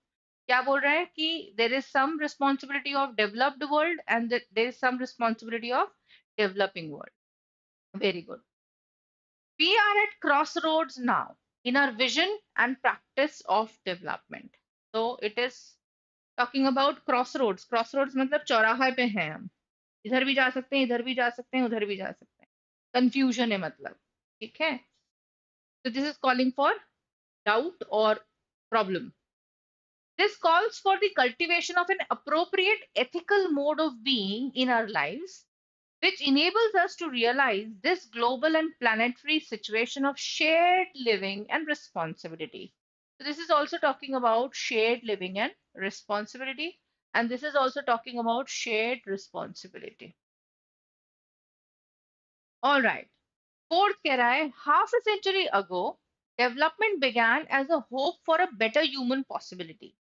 But in the last 50 years, this hope has lost itself in the dreary desert of various kinds of hegemonic applications. So basically, ये बात कर रहा है past की. Half a century ago development की क्या situation थी. तो ये तो बिल्कुल clear हो गया कि 4 history की बात कर रहा है, 1 अभी की बात कर रहा है, but today there is an epochal challenge. ठीक. और 3 is talking about this calls for the cultivation of, तो मतलब फ्यूचर की बात कर रहे हैं कि हमें क्या करना चाहिए. तो ये पास्ट, ये प्रेजेंट, ये फ्यूचर. अब क्वेश्चन ये है कि ये कहाँ जाएंगा, नंबर 2 कहाँ पर प्लेस होगा? क्या इससे एंड कर सकते हैं? क्योंकि बीच में तो कहीं आएगा नहीं। हाफ अ सेंचुरी अगो ऐसा था, अब ऐसा है, और आगे ऐसा करना है। प्रॉब्लम है, प्रॉब्लम जो है उसका चैलेंज क्या है, और चैलेंज के साथ में उसकी क्या होपफुल पॉसिबल सॉल्यूशन हो सकता है, और फ्यूचर में उसको कैसे करना है। तो ये तो आ गया। अब we are at cross roads now in our vision and practice of development. तो बेसिकली ये एक क्वेश्चन है या एक प्रॉब्लम है, तो इसलिए इसको हमको शुरू में रखना पड़ेगा। And hence the logic has to be 2 4 1 3. Placement of to जो है वो थोड़ा सा सोचने वाला है, बाकी तो सब ठीक है। Most of you have got this 4 1 3, ये सबका आ जाता है 4 1 3। टू का प्लेसमेंट कहाँ होगा, ये सबसे बड़ा क्वेश्चन होता है, क्योंकि वो कह रहा है we are at cross roads now. तो अगर तुम्हें ये चीज समझ में आ रही है कि एक तो ये नाउ की बात कर रहा है, दूसरा ये क्रॉस रोड्स की बात कर रहे हैं कि आज हम चौराहे पे खड़े हैं, किसके? प्रैक्टिस ऑफ डेवलपमेंट के, कि विजन और प्रैक्टिस डेवलपमेंट की क्या होनी चाहिए। हाफ अ सेंचुरी पहले डेवलपमेंट की ये स्थिति थी, आज की तारीख में सबसे बड़ा प्रॉब्लम यही है, विजन और प्रैक्टिस डेवलपमेंट की क्या होनी चाहिए, और उसका सोल्यूशन फ्यूचर में क्या हो सकता है। ठीक है ना, ये सॉल्व तो हमने कर लिया, but the catch is, CAT में अगर इस तरह की सिचुएशन आती है तो यहाँ पर भी देखो, बार बार रीड नहीं करना है। एक बार तुम्हारा लिंक बन गया, तुम्हारा सीक्वेंस बन गया, अब तुम्हारा कंफ्यूजन सिर्फ क्या है कि टू को कहाँ प्लेस करना है। तो टू को दोनों जगह प्लेस करके देख लो, या तो शुरू में आएगा या एंड में आएगा, बात खत्म हो गई। दोनों जगह रख कर पढ़कर देख लो, ठीक है? इससे ज्यादा नहीं, whatever comes to your mind, just write that sequence and move ahead. यहाँ पर ये अक्कड़ बक्कड़ बम्बे वो नहीं करना है, ठीक है? अदरवाइज क्वेश्चंस लाइक दीज जो इजी हैं, they are you know very much capable of killing your time. ये 2 मिनट 3 मिनट एक्स्ट्रा तुम्हारे खा जाएंगे और तुम्हें पता भी नहीं चलेगा, तो ऐसा मत करना। चलो,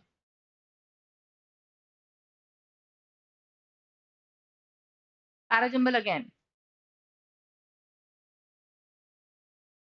पैराजंबल में भी सिलेक्शन अगर करना चाह रहे हो तो कर सकते हो। वैसे पैराजंबल में मैं ये कहूंगी सीक्वेंसिंग कर सकते हैं। जो पैराजंबल सिंपल टू रीड है उसको पहले कर लेंगे, जो थोड़ा सा डेंस दिख रहा है, मतलब जो 2 3 सेंटेंसेस का मतलब उसके सेंटेंसेस जो है वो 20 25 वर्ड से ज्यादा के दिख रहे हैं, उसको थोड़ा सा हम डिले भी कर सकते हैं, ठीक है? लेकिन ट्राई वैसे ही करना है, बहुत ज्यादा टाइम नहीं देना है।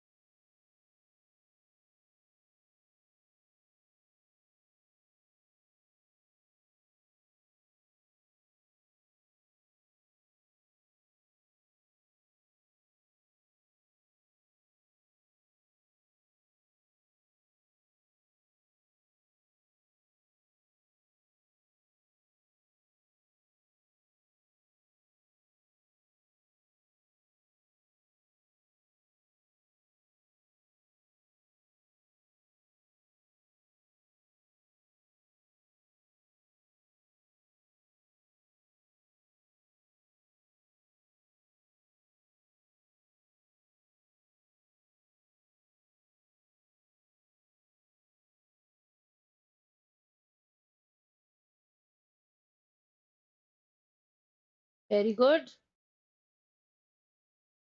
Very good. I've started getting answers which to me seem appropriate. Flow बन रहा है हमारा और अच्छा खासा फ्लो बन रहा है. Very good. चलो. The US has long maintained that the Northwest Passage is an international strait through which its commercial and military vessels have the right to pass without seeking Canada's permission. या Canada की permission की बात हो रही है. Canada, which officially acquired the group of islands forming the Northwest Passage in 1880s, claimed sovereignty over all the shipping routes through the passage. The dispute could be transitory. However, as scientists speculate that the entire Arctic Ocean will soon be ice-free in summer, so ship owners will not have to ask for permission to sail through any of the Northwest Passage routes. The US and Canada have never legally settled the question of access through the passage, but have an agreement whereby the US needs to seek Canada's consent for any transit. तो basically group of islands है, उस group of islands का नाम ये है और उसकी जो ओवरऑल शिपिंग रूट्स हैं उसके ऊपर किसका कब्जा है? कनाडा का. तो ये इंट्रोडक्शन कहाँ पर हो रहा है? 2 पे.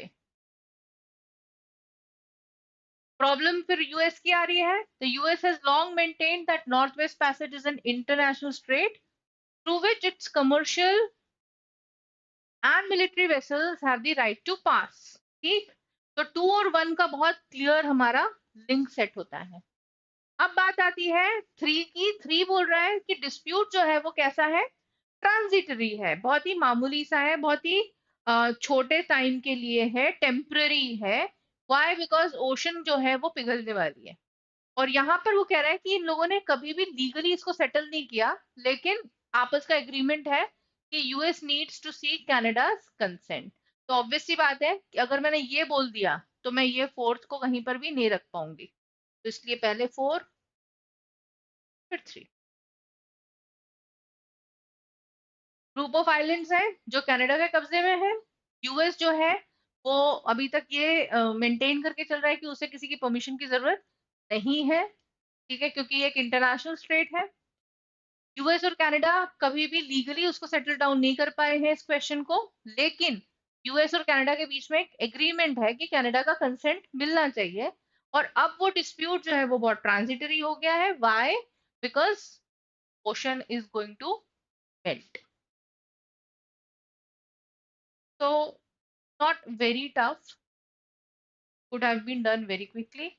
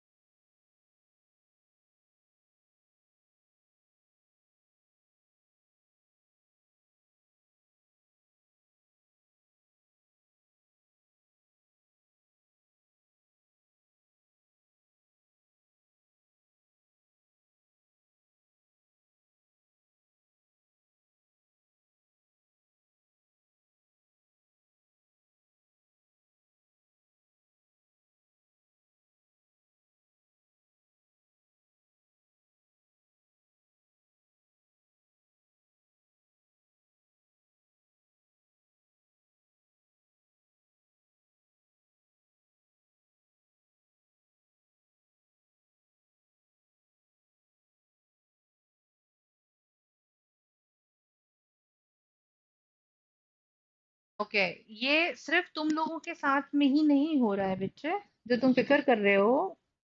ठीक है, सीक्वेंसिंग करते वक्त हम पेयरिंग कर लेते हैं, लेकिन एक सेंटेंस इधर का उधर हो जाता है और हमारा आंसर गलत चला जाता है। तो ये होता है। ऑलराइट, लेकिन हम इसको इंश्योर ही कर रहे हैं यहाँ पर कि जो वर्बल क्लूज हैं सिर्फ उसके भरोसे पे नहीं रहेंगे, पहले टॉपिक निकालेंगे।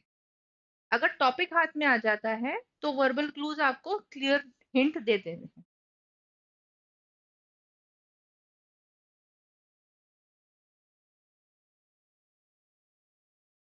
लेकिन the learning from parajumbles right now is that we should not get stuck in solving any parajumble. सही होगा गलत होगा डजेंट मैटर। सही होगा 3 नंबर देके जाएगा, गलत होगा तो 0 नंबर होगा, कोई बात नहीं। लेकिन उसमें अगर टाइम खराब हो गया तो हमारे -3 हो जाएंगे उसमें, क्योंकि एक अच्छा क्वेश्चन, क्वेश्चन छूट जाएगा उसके चक्कर में। ठीक है, तो वो नहीं करना। करें सॉल्व साथ में। Look forward a few decades to an invention which can end the energy crisis, change global economy, and curb climate change at a stroke. Commercial fusion power. To gain meaningful insights, logic has to be accompanied by asking probing questions of nature through control test, precise observation, and clever analysis. The greatest of all inventions is the Uber invention that has provided the insights on which others depend, the modern scientific method. This invention is inconceivable without the scientific method. It will rest on the application of a diverse range of scientific insights, such as the process of transforming hydrogen into helium to release huge amounts of energy. तो पढ़ने के साथ में हमको बहुत clearly समझ में आता है कि ये कमर्शियल फ्यूजन पावर की बात कर रहा है। और देखो यहाँ पर ये कमर्शियल फ्यूजन की ही बात कर रहा है, which is liberating huge amount of energy. ये मॉडर्न साइंटिफिक मेथड की बात कर रहा है, और यहाँ पर ये मॉडर्न साइंटिफिक मेथड के प्रोसेस की बात कर रहा है। ठीक है, ये एक रीडिंग से हमको इतनी बात समझ में आ गई। अब बात टॉपिक किस क्या टॉपिक है, किस चीज के ऊपर बात की जा रही है। It is talking about invention, an invention which is relating to scientific modern scientific method and which is relating to commercial fusion power. अब यहाँ पर ये बात कर रहा है look forward a few decades, तो मतलब फ्यूचरिस्टिक बात हो रही है।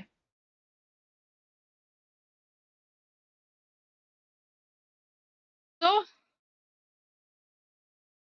क्या क्लू दिख रहा है? इट शुड स्टार्ट विथ, देखो ये जो है to gain meaningful insights, logic has to be accompanied by asking probing questions through control test, precise observation and clever analysis. ये तीनों किस बारे में बात हो रही है? मॉडर्न साइंटिफिक मेथड की। तो ऑब्वियसली बात है कि इन तीनों को डिफाइन करने से, मतलब तीनों को डिटेल करने से पहले मैं ये बताऊंगी कि मैं बात किस बारे में कर रही हूँ। तो hence I have to start with three. The greatest of all inventions is the Uber invention that has provided insight on which others depend, the modern scientific method. और ये क्या मेथड है? To gain meaningful insight, logic, blah blah blah, control test, precise observation and clever analysis. ठीक है, तो D के बाद clearly क्या आएगा? अब ये बात कर रहा है कमर्शियल फ्यूजन पावर की, और ये कमर्शियल फ्यूजन पावर को डिटेल किया हुआ है फोर में। तो हालांकि हमको ये लगता है कि ये दिस इन्वेंशन लिखा है, जो ये इन्वेंशन इसके बारे में है, तो बात तो इसी के बारे में हो रही है, लेकिन इस इन्वेंशन की डिटेल्स ही तो दे रहे हैं वो लोग। ठीक है, और वो डिटेल कहाँ पर है? कमर्शियल फ्यूजन पावर का। तो पढ़कर देख लेते हैं साथ में। देखो, the greatest of all inventions is Uber invention, where that depends on modern scientific method. And what is that method? It is testing, I'm sorry, probing questions through control tests, precise observation, and clever analysis. Look forward a few decades to an invention which can end the energy crisis, change global economy, and curb climate change at a stroke. That is commercial fusion power. And then it says this invention is inconceivable without the scientific method. It will rest on the application of diverse range of scientific insights, such as process transforming hydrogen into helium to release huge amount of energy. तो ये जो है transforming, this is basically commercial fusion power, and hence 1 and then 4. What do you say? 3, 2, 1, 4.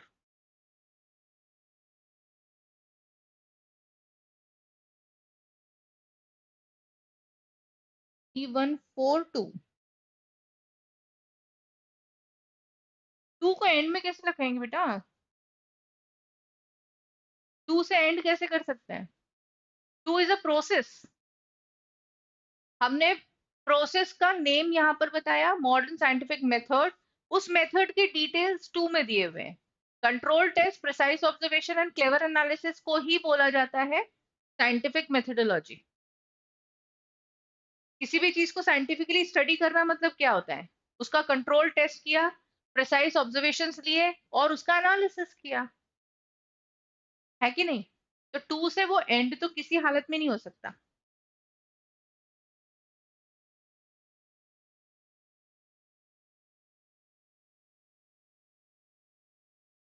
ना तो मैं 2 से start कर सकती हूँ, ना 2 से एंड कर सकती हूँ.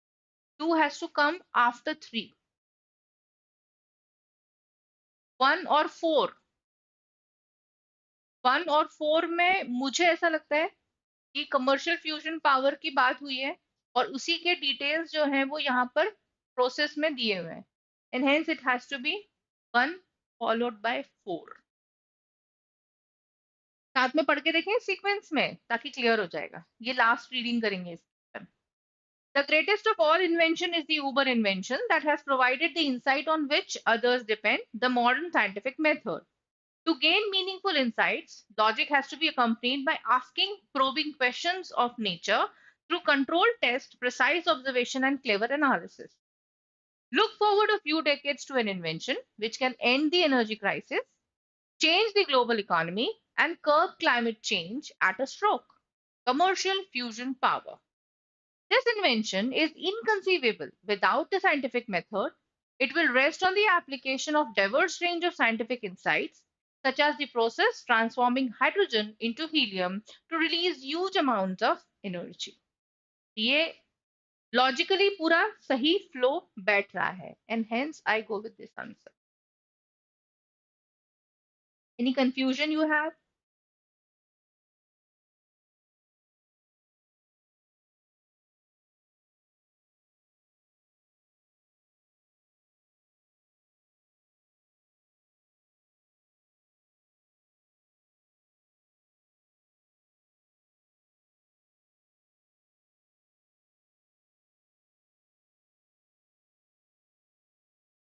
ऋतिक, तुम्हारा शायद कोई बटन लूज हो गया है,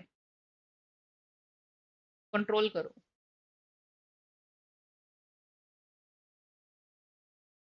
Okay,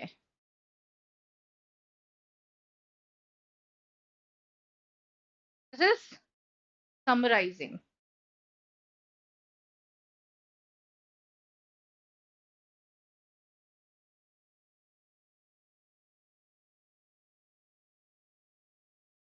Read it with patience, eliminate the options, and mark the answer.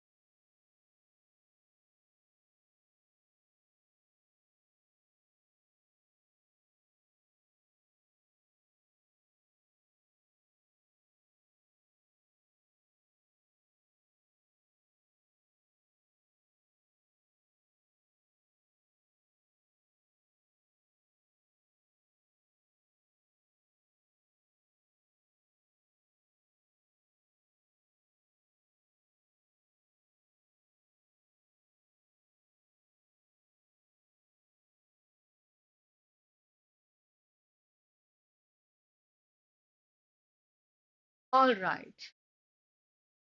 Done. Let's move ahead. Read it together. The unlikely alliance of the incumbent industrialist and the distressed unemployed worker is especially powerful amid the debris of corporate bankruptcies and layoffs. In an economic downturn, the capitalist is more likely to focus on cost of the competition emanating from free markets than on the opportunities they create. And the unemployed worker will find many others in a similar condition and with anxiety similar to his, which will make it easier for them to organize together. Using the cover and political organization provided by the distress, the capitalist captures the political agenda.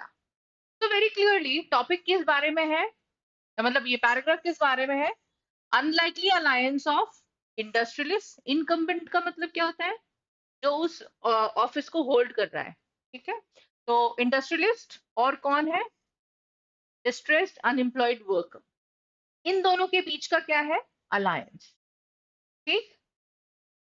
कब हो रहा है ये alliance? Amid the debris of corporate bankruptcies and layoffs. ठीक है, debris किसको कहते हैं? कचरे के ढेर को। और वो कब हो रहा है? जब कॉर्पोरेट बैंक्रप्सीज हो रही है और लेऑफ्स हो रहा है, मतलब इकोनॉमिक डाउनटर्न हो रहा है। ठीक। अब इस अलायंस का फायदा किसको हो रहा है? Cost of competition emanating from free markets, then on the opportunities they create, and the unemployed will find many others in similar condition with anxiety similar to his. So basically anxiety किसकी बढ़ रही है? Unemployed worker की। और इसका फायदा कौन उठा रहा है? इसका फायदा कौन उठा रहा है? Using the cover and the political organization provided by the distress, the capitalist captures the political agenda। ठीक है, तो एक अनलाइकली अलायंस है, गठबंधन है किसके बीच में? इंडस्ट्रियलिस्ट और डिस्ट्रेस्ड अनएम्प्लॉयड वर्कर के बीच में। और इसमें एंजाइटी किसकी बढ़ रही है? अनएम्प्लॉयड वर्कर की, क्योंकि कंपटीशन बहुत ज्यादा है। और इसका फायदा सीधे सीधे कौन उठा रहा है? कैपिटलिस्ट, जो क्या कैप्चर कर रहे हैं? Political agenda. ठीक। अब आते हैं ऑप्शंस पे। An unlikely alliance of the industrialist and the unemployed happens during an economic downturn. यहाँ तक तो ठीक है। Unlikely alliance, industrialist and unemployed happens during economic downturn. यहाँ तक तो सही है। तो unite politically and capture political agenda. तो यहाँ पर क्या प्रॉब्लम आ गई? They are not uniting politically. They are only coming together, and who is taking advantage? The capitalist. तो यहाँ पर ऑल्दो आप देखो उन्होंने अनलाइकली अलायंस यहाँ पर रिपीट किया है, इंडस्ट्रियलिस्ट, अनएम्प्लॉयड, इकोनॉमिक डाउनटर्न। देखो ऐसे कैसे उन्होंने वर्ड्स रिपीट किए हुए, है ना? तो this is kind of trap. जब वो एज इट इज वर्ड्स को यहाँ पर कट कॉपी कर देते हैं, क्योंकि उन्हें पता है कि बहुत सारे लोग ऐसे हैं जो स्किम करेंगे और स्किम करके आंसर करेंगे, तो वो यहाँ पर आकर फंस जाएंगे। Why? Because they will not get into the detail of this. Now B, in an economic downturn, the capitalists use the anxiety of the unemployed, ये बिल्कुल सही बोल रहा है, and their political organization to set political agenda to suit their economic interest। ये सही लग रहा है, अभी होल्ड करते हैं। An economic downturn creates competition because of which the capitalists capture the political agenda। यहाँ पर क्या बोल रहा है वो? इकोनॉमिक डाउनटर्न क्रिएट्स कंपटीशन, यहाँ तक तो बिल्कुल सही है। Because of which capitalist captures the political agenda, यहाँ तक भी सही है। Created by the political organisation provided by the unemployed, यहाँ पर आकर बात गड़बड़ जाती है। ठीक है, इट इज बेसिकली कंपटीशन के कारण वो उसको नहीं कर रहे, वो दोनों का अलायंस है, इसके कारण वो यहाँ पर कैप्चर कर रहे हैं। तो यहाँ पर अलायंस वाला जो पार्ट है वो मिसिंग है। The purpose of an unlikely alliance between the industrialist and the unemployed during an economic downturn is to stifle competition. Stifle का मतलब क्या होता है? किसी चीज को रोक देना, ब्रेक लगा देना in the free market. So again, this is absolutely wrong. क्योंकि वो स्टिफल नहीं करता कंपटीशन को, बल्कि क्या करता है? कंपटीशन को बढ़ाता है, emanate from the free markets. So very clearly, only option left is D.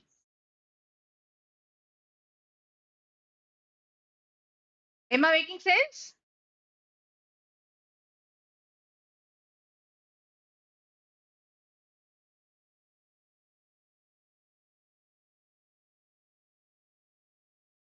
This is odd one out. Again, don't give time for sequencing. You are just supposed to read all the 5 sentences, find out the topic, and identify the odd one.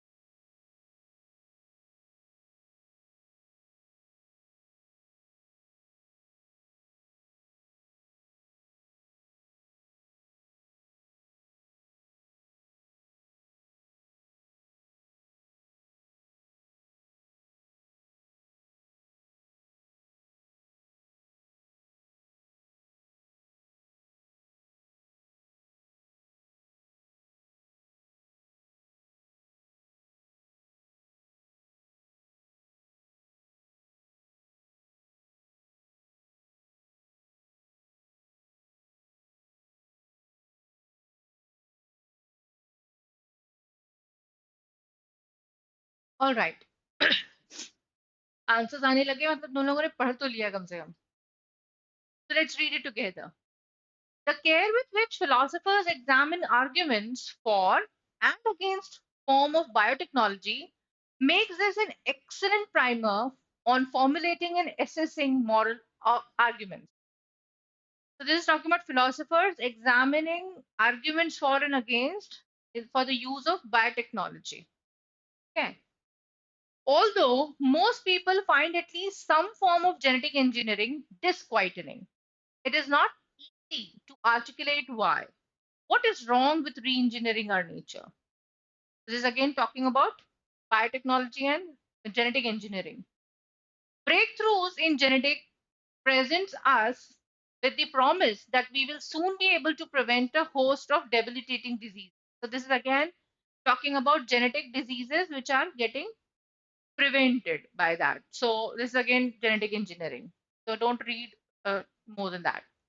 Fourth, to grapple with the ethics of enhancement, we need to confront questions that verge on theology, which is why modern philosophers and political theorists tend to shrink from them. I don't know if this is talking about genetics. It's talking more on theology, philosophers, and ethics. Maybe. Fifth wala aur pad lete hain. One argument is that the drive for human perfection through genetics is objectionable, as it represents a bit of mystery. I'm sorry, it is bit for mastery that fails to appreciate the gift of human powers and achievements. So this is again talking about genetics or genetic engineering. So this is genetic engineering. This is genetic engineering. This is talking about genetics, and this is talking about biotechnology. So this is outrightly odd one out because it's talking about more of theology, philosophers and theorists and political theorists and all that stuff. ठीक, let's move. Again, odd one out. अब तो flow आ जाना चाहिए तुमको.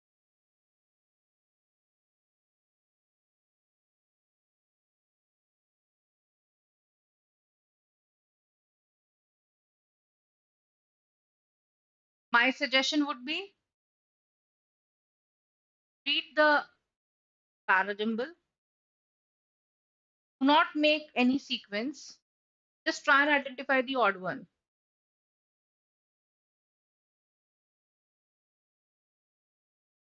If it is theta, mark it. If it is not, move ahead.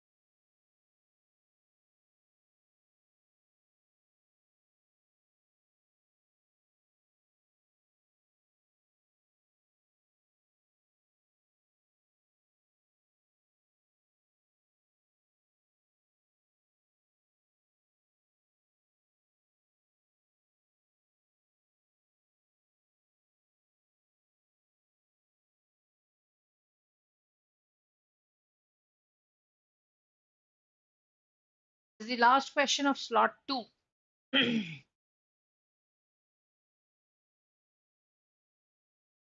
if you are still with me, that only shows that you are really desperate for tomorrow. You're going to make it for VRC. And I'm happy that your mind is getting focused.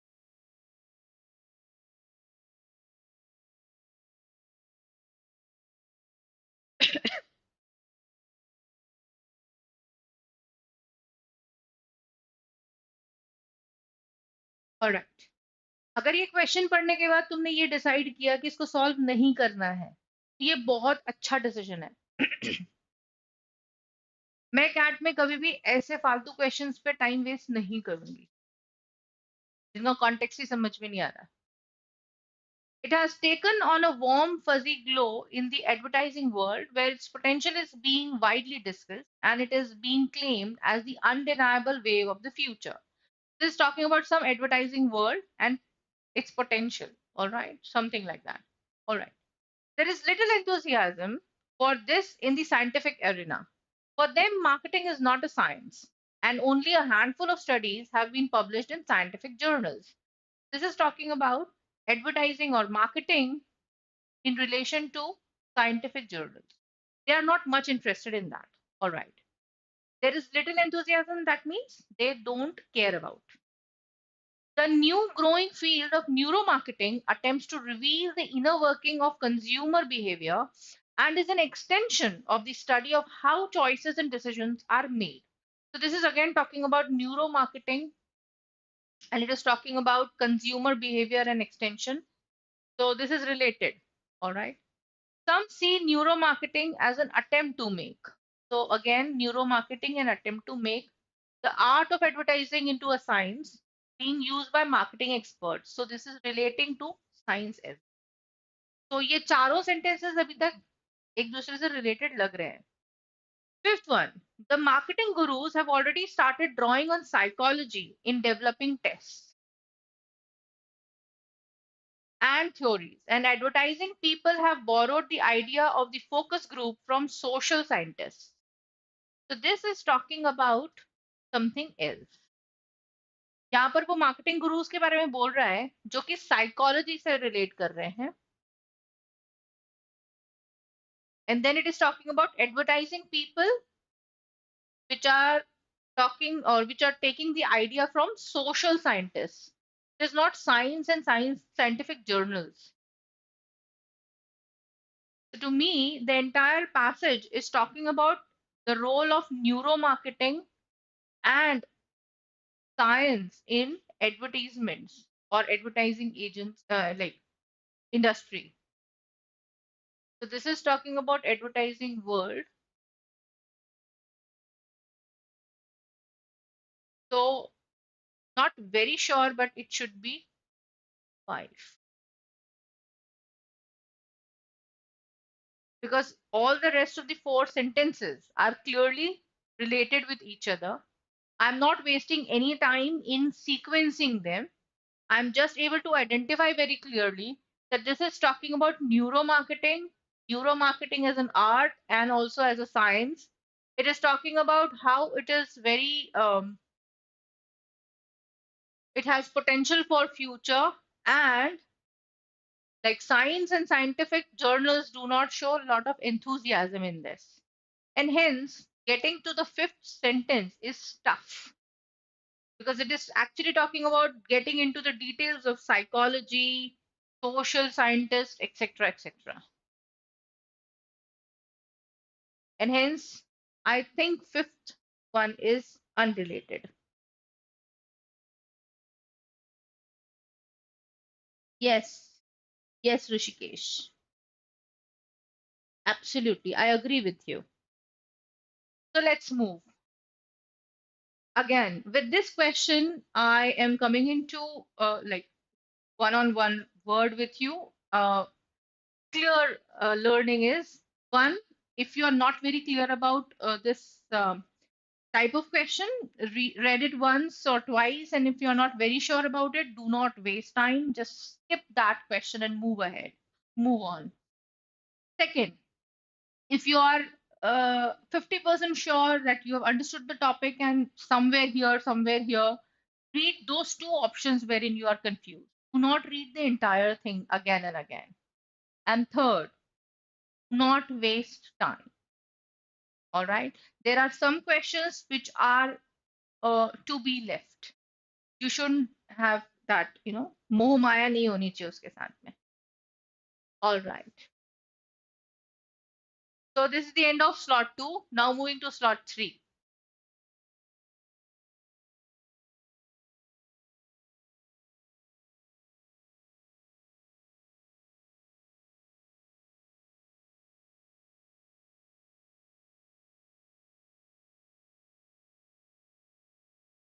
Let's do it together because अब तुम लोग थक भी गए होगे.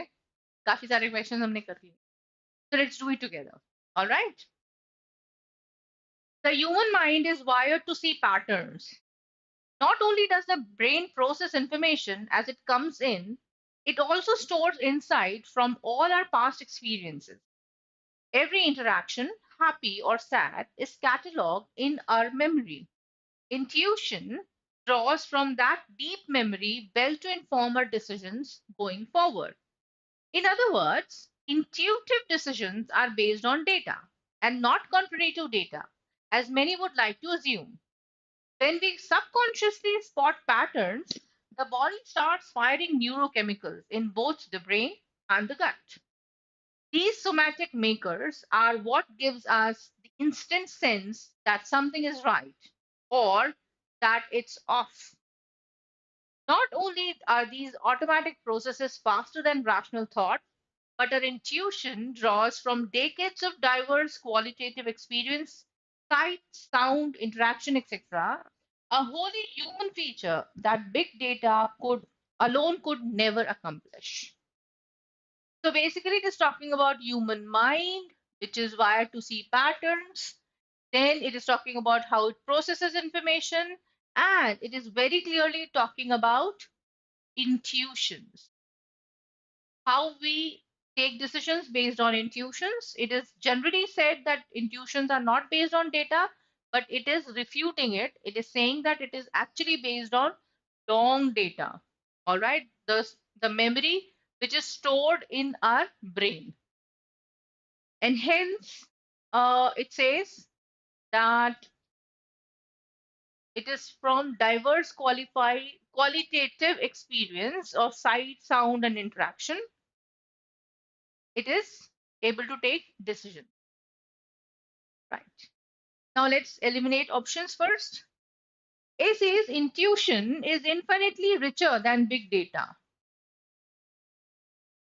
which is based on rational thought and accomplishes more than what big data can. So, again, there are two things which are absolutely wrong. Intuition is not based on rational thought, it is not indefinitely or infinitely richer than big data. So, tone is mismatched, it is going in an extreme, and hence all extremes are to be eliminated. B. Intuitions are automatic processes and are therefore faster than rational thought. And so decisions based on them are better. So this is the red flag. Decisions based on intuitions are better or no, nothing has been talked about. C. Intuitions draw from deep memory and may not be related to data, but to decades of diverse qualitative experience. And this says the intuitions are neurochemical firings based on pattern recognition, draw upon a rich and vast database of experience. So, here, this is something which is going wrong. It is not that it is not based on data, it is assumed to be not based on data, but it is actually based on a detailed data, and hence only answer left is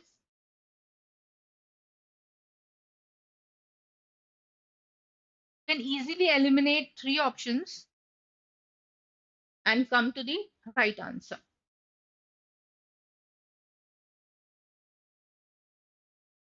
Again, this is odd one out.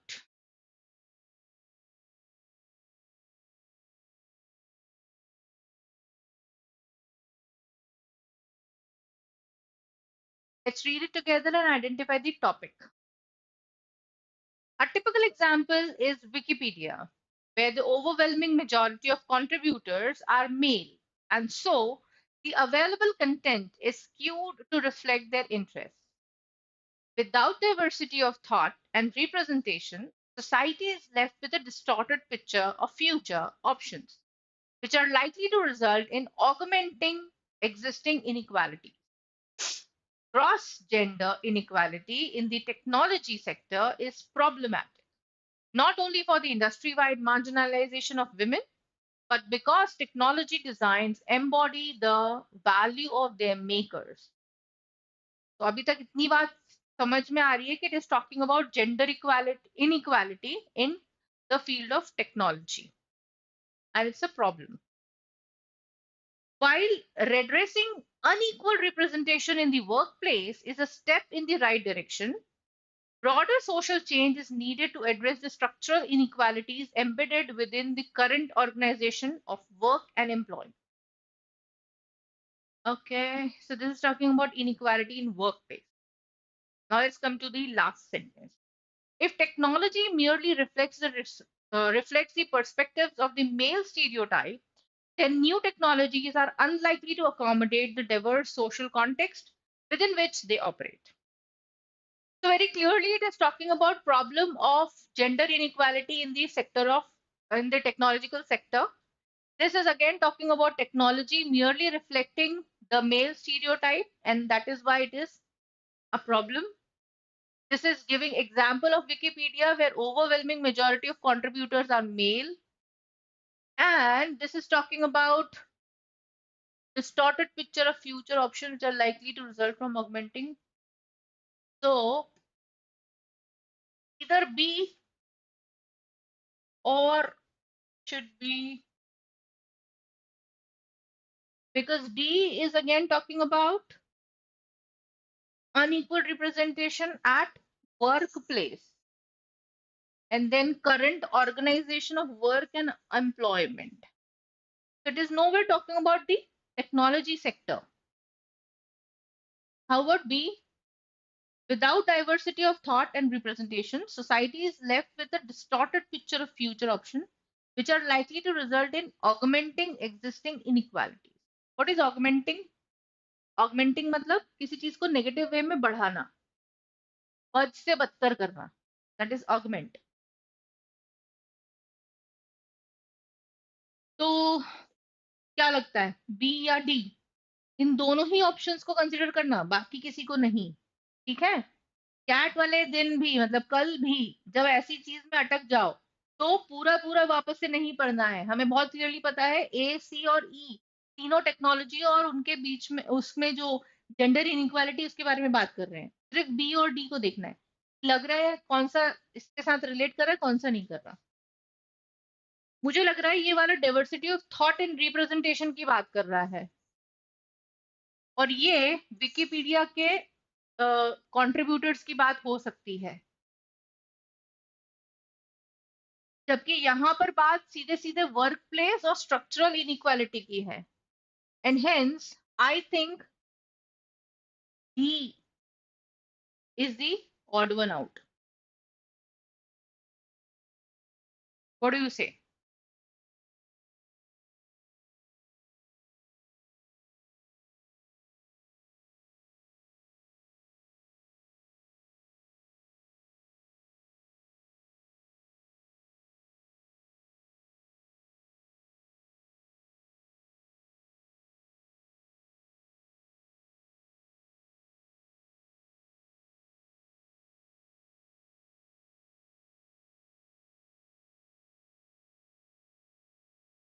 Okay. 19th. Again, odd one out.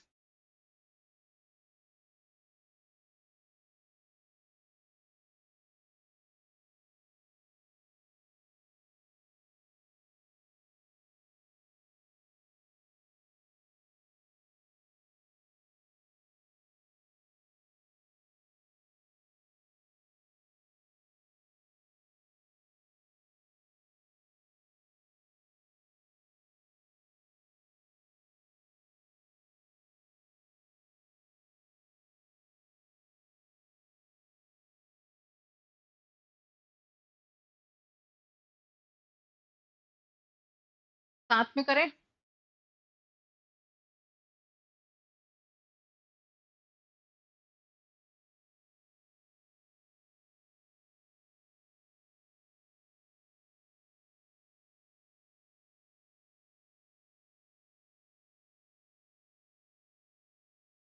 साथ में करें इसको,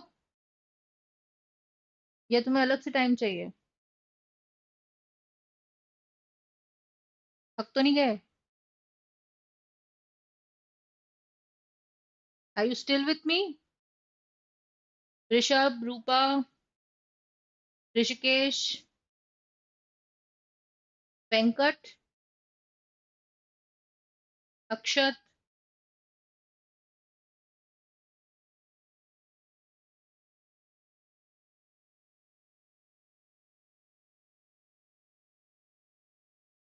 All right, let's do it together now.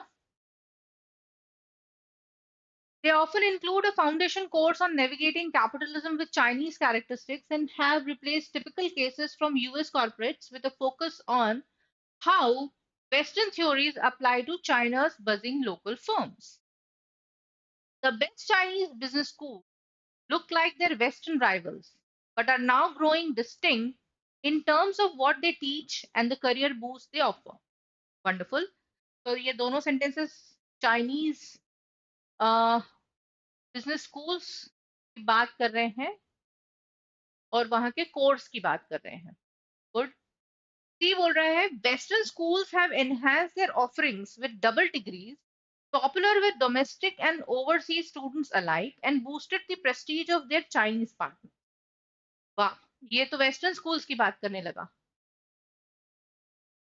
तो maybe, may not be, I'm not sure.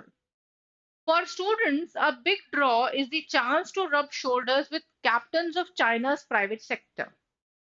ठीक है, तो ये Chinese B schools की बात कर रहा है और उनके स्टूडेंट्स की बात कर रहा है। They get a chance to rub shoulders with captains of China's private sector. अब ई बोल रहा है their business courses now largely cater to the growing demand from China inclusive which has become more global, richer, and ready to recruit from the Sino-centric student body. Two. ये तो बिल्कुल clearly दिख रहा है कि ऑड वन आउट, क्योंकि बाकी चारों बात जो कर रहे हैं वो चाइनीज बिजनेस स्कूल्स की बात कर रहे हैं, वहां के कोर्स की बात कर रहे हैं, वहां के जो एडवांटेजेस हैं उसकी बात कर रहे हैं। तो this is talking about western schools. Odd one out. चलो, no brainer. Last few questions, a couple of questions more and we are done.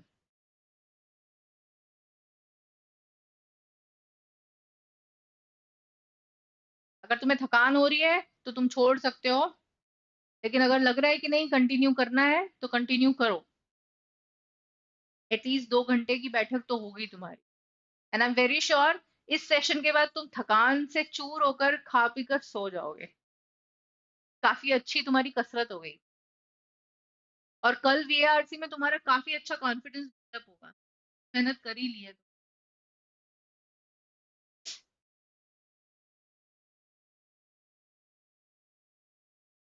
Summary question.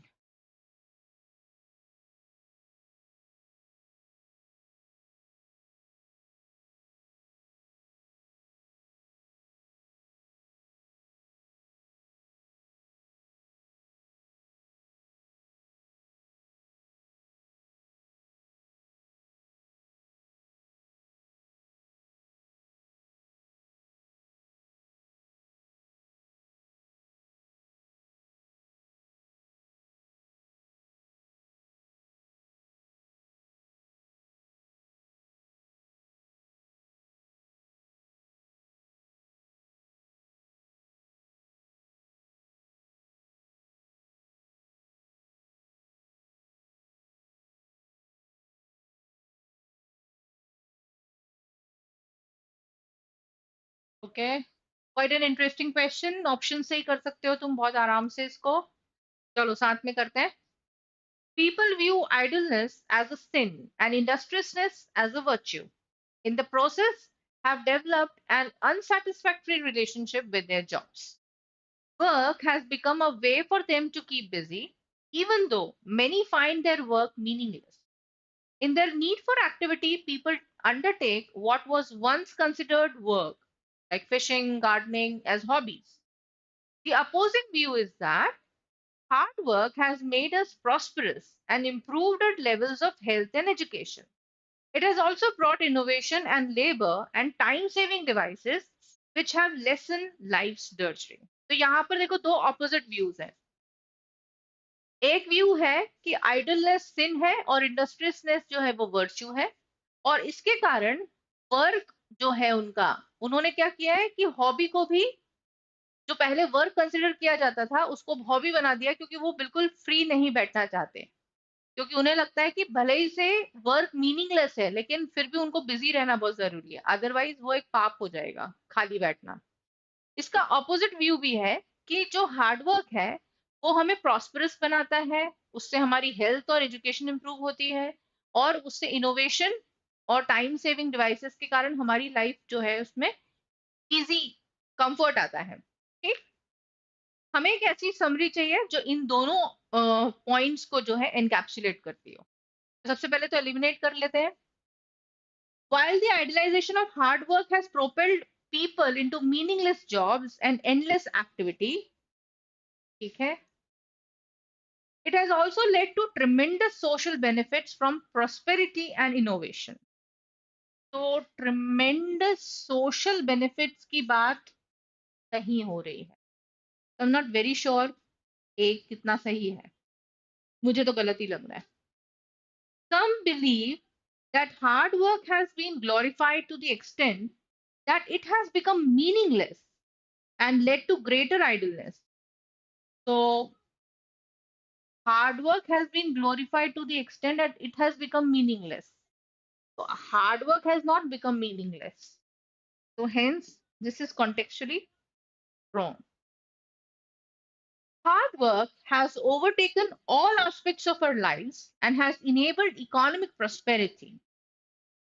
All aspects of our life, थोड़ा extreme चला गया. But it is important that people reserve their leisure time for some idleness. No, it is not talking about this at all. It is only saying that because people view idleness as sin, they have made their hobbies, also. Um, I mean, they have taken hobbies so that they don't remain free. It is not actually talking about or emphasizing on making your leisure time, nothing like that. D. Despite some detractors, hard work is essential in today's world to enable economic progress. So, hard work is essential, enable economic progress for education and health, propel innovation that make life easier. Absolutely correct. Encapsulating all the main points. Hence is the answer. थोड़ा सा effort और answer तुम्हारे हाथ में.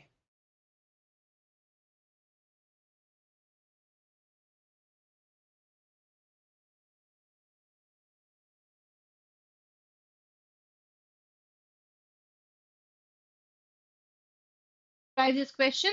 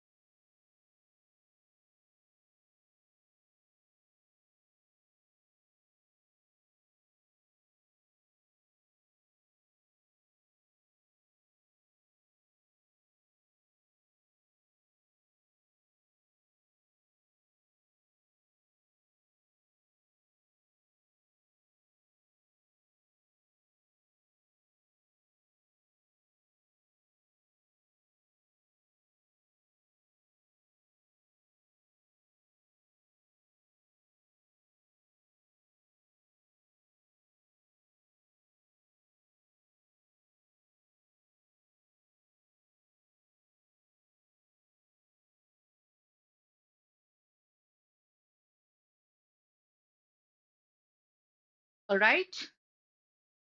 I'm sure you must have read this.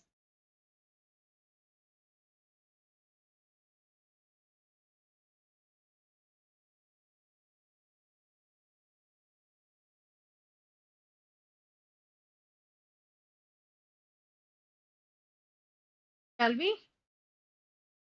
Okay. Brazil's growth rate has been low, yet most Brazilians say their financial situation has improved and they expect it to get even better.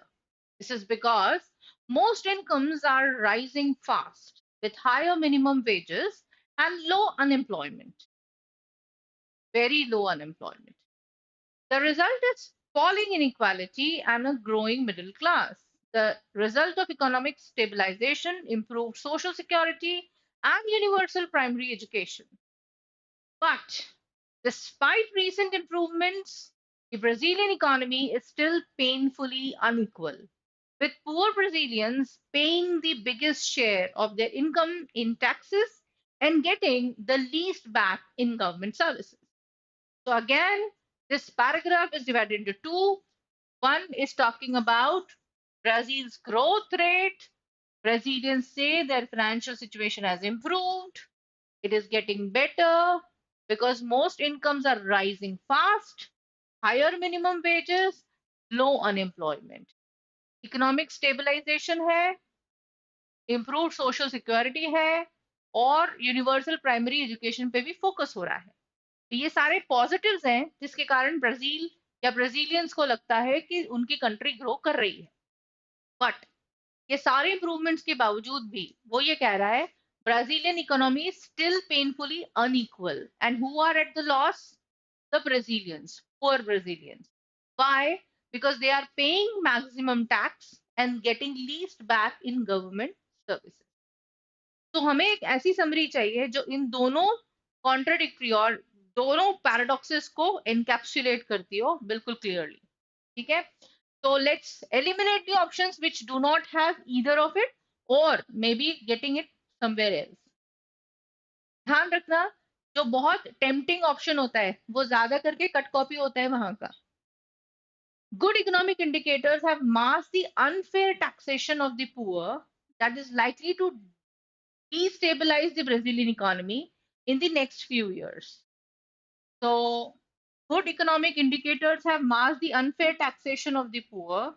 So, it has not masked the unfair taxation of the poor, it has masked the uh, mask the inequality.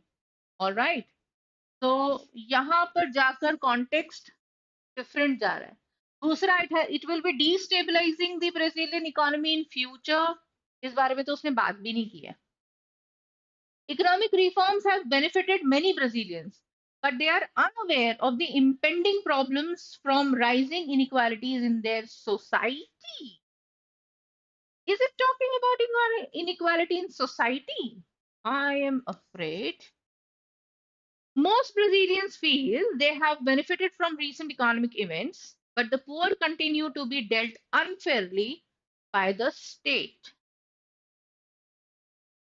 को hold करते हैं, आगे बढ़ते हैं. With rising incomes and falling unemployment, most Brazilians are being misled into thinking that their economy is doing well. So, this is basically talking about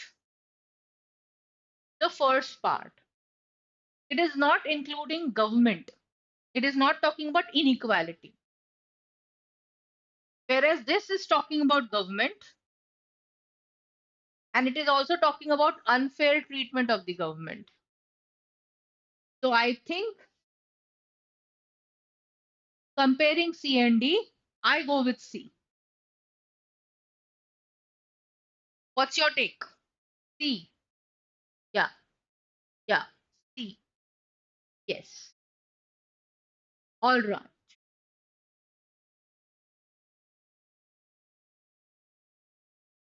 Tara jumble.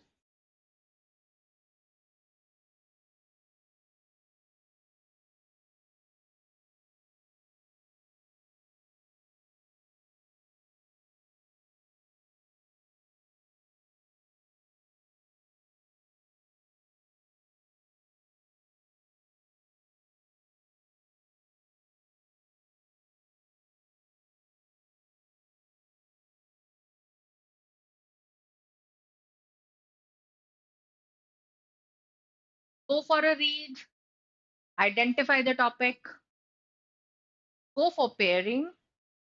Whatever is your sequence, read it for the third time and finalize it.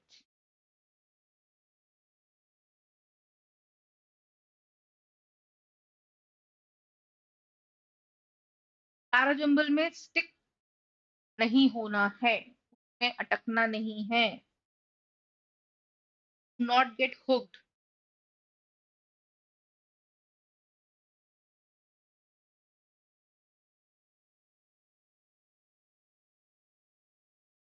All right, let's do it together. Restitution of artifacts to original culture could face legal obstacles, as many Western museums are legally prohibited from disposing of their collection.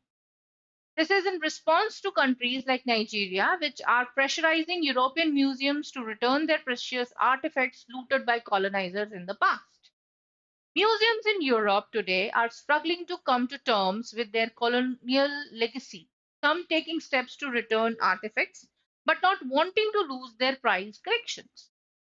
Legal hurdles notwithstanding, politicians and institutions in France and Germany would now like to defuse the colonial time bombs and now are now backing the return of part of their holdings. All right.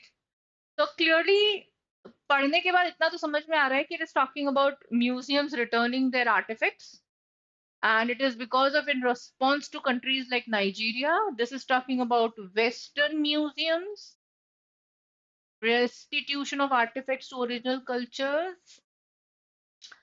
This is talking about European museums. This is again talking about museums in Europe, and it is talking about France and Germany. So obviously बात है कि पहले मैं Europe की बात करूंगी, बाद में मैं फ्रांस और जर्मनी की बात करूंगी. और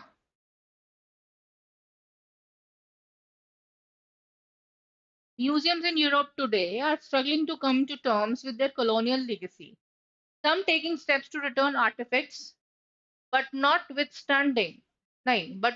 wanting to lose their prized collection.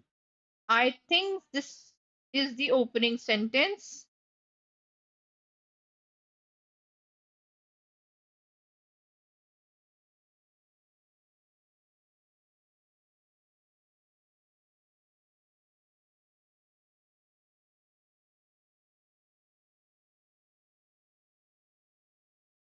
Introducing the topic that museums in Europe are struggling to come to terms.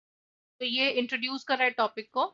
Then why is it happening that they are struggling? Because it is in response to countries like Nigeria, which are pressurizing European museums to return their precious artifacts. So I think three is followed by two. This is the topic and this is the reason for it. Now, four or one. So very clearly, one is talking about restitution of artifacts, as many Western museums are legally prohibited from disposing of their collectives. And this is talking about what is happening in France and Germany, which are a part of Europe. Okay. So, what is the problem? Legal hurdles, notwithstanding, politicians and institutions in France and Germany would now like to defuse the colonial time bombs and are now backing the return of part of their holdings. So, this is the solution, probably,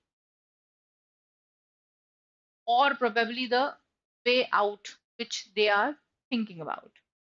So, 3214 to me seems the logical flow. एक बार पढ़ के देखें 3214 में.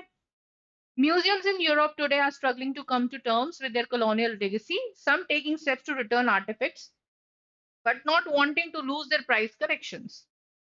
This is in response to countries like Nigeria, which are pressurizing European museums to return their precious artifacts looted by colonizers in the past. Restitution of artifacts to original cultures could face legal obstacles, as many Western museums are legally prohibited from disposing of their collections. And fourth, continuing with the legal hurdles, which is talked about in one, legal hurdles, notwithstanding, politicians, institutions in France and Germany would now like to defuse the colonial time bombs. So, absolutely correct. पूरा logical flow बन रहा है. ये topic है, इसका reason यहाँ पर to में, लीगल प्रॉब्लम्स क्या आएंगी और उसका सोल्यूशन क्या आ सकता है. तो परफेक्ट.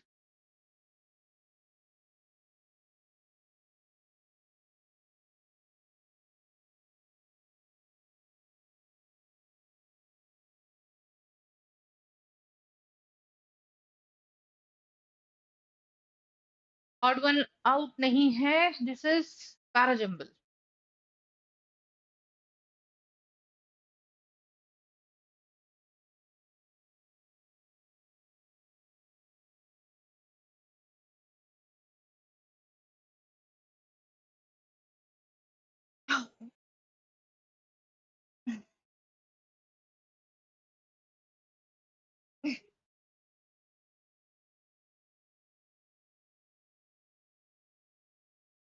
मेरे भी पैर दुखने लगे.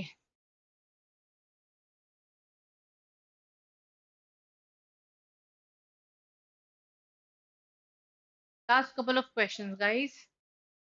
All right, let's do it together.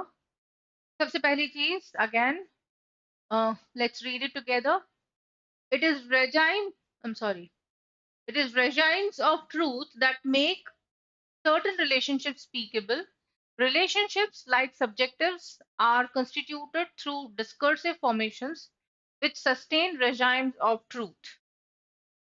ये बोल क्या रहा है? It is regimes of truth that make certain relationships speakable. Relationships, like subjectivities, are constituted through discursive formations which sustain regimes of truth. Not very sure क्या बोल रहा है. Relationships are nothing without the communication that brings them into being. Interpersonal communication is connected to knowledge shared by interlocutors, and scholars should attend to relational disputes in their analysis. Okay, this is talking about relationships are nothing without communication. Okay. Third, a Foucauldian approach to relationships goes beyond these conceptions of discourse and restricts to relationships macro level regimes of truth as constituting something, something it should be there.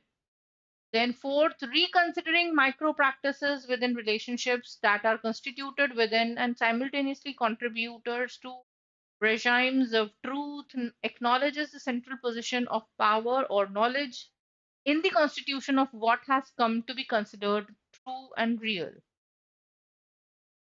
सबसे पहला तो ये कि ऐसा कोई parajumble आता है तो just skip that, just move ahead. Yeah, here do not go with my way of solving. Topic पहले निकालो और उसके बाद फिर पेयर्स बनाओ, क्योंकि टॉपिक समझ में भी तो आए कि बोल क्या रहा है. वर्बल क्लूज से देखते हैं सॉल्व करके, अगर हो जाते हैं तो ठीक है, नहीं तो फिर we'll. It is talking about relationships. Talking about relationships are nothing without communication, interpersonal communication connected to knowledge. All right. Then this is a Foucauldian approach to relationship that goes beyond these conceptions of discourse and history to relationship. Then considering micro practices within relationships that are constituted within and simultaneously contributors to regimes of truth and acknowledges the central position of power. It is regime of truth that makes certain relationships speakable. So, what do you say? I think 2 से start होना चाहिए. It should be followed with 3. ये तो clear है. फिर 1 4 या 4 1, 2 और 3. 2 और 3 ये तो clear हो गया, लिंक बन गया. अब ये 4 और 1 दोनों ही regimes of truth की बात कर रहे हैं, रूल ऑफ ट्रूथ की बात कर रहे हैं. उसका किससे रिलेशन, थर्ड से देखते हैं किसका रिलेशन बनता है. is talking about macro level of regimes of truth as constituting, and this is talking about micro practices. So, and history of relationship, it is regime of truth that makes certain relationships speakable. Relationships like subjectivities are constituted through discursive formations which sustain. Frankly speaking, one क्या बोलना चाह रहा है मुझे पता नहीं है, लेकिन ये समझ में आ रहा है कि ये मैक्रो लेवल पे बात कर रहा है और ये माइक्रो लेवल पे बात कर रहा है. And hence I feel it should be 1 4, because one is actually talking about regime of truth and it is talking about the communication, whereas fourth one is talking about micro practices within the relationship and it is more going towards position of power, knowledge, and constitution of what it has come to be considered true and real. So this seems to be concluding.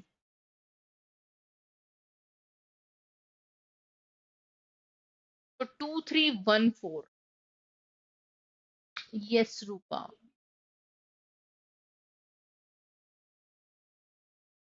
I think this should be the answer.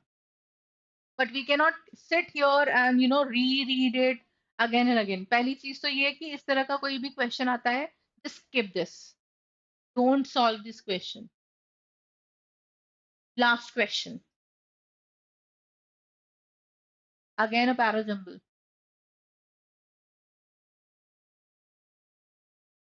This seems to be easy because sentences are, short, so the topic should be very clear.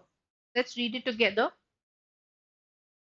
Businesses find automation, such as robotic employees, a big asset in terms of productivity and efficiency. But in recent years, robotics has had increasing impacts on unemployment, not just of manual labor, as computers are rapidly handling some white collar and service sector work. For years, politicians have promised workers that they would bring back their jobs by clamping down on trade, offshoring, and immigration. Economists, based on their research, say that the bigger threat to jobs now is not globalization but automation. So, very clearly. This is talking about politicians, this is talking about economists based on their research, this is talking about globalization, and this is what is globalization all about. So politician सालों से promise कर रहे हैं कि वो लोगों के jobs जो हैं वो वापस लेकर आएंगे by clamping down trade offshoring and immigration. लेकिन इकोनॉमिस्ट का कहना है कि जॉब्स को थ्रेट ग्लोबलाइजेशन से ज्यादा किसके कारण हो रहा है? ऑटोमेशन के कारण। Businesses find automation as a big asset, but robotics has increasing impact on unemployment. So very, very clear. 3, 4, 1 and 2.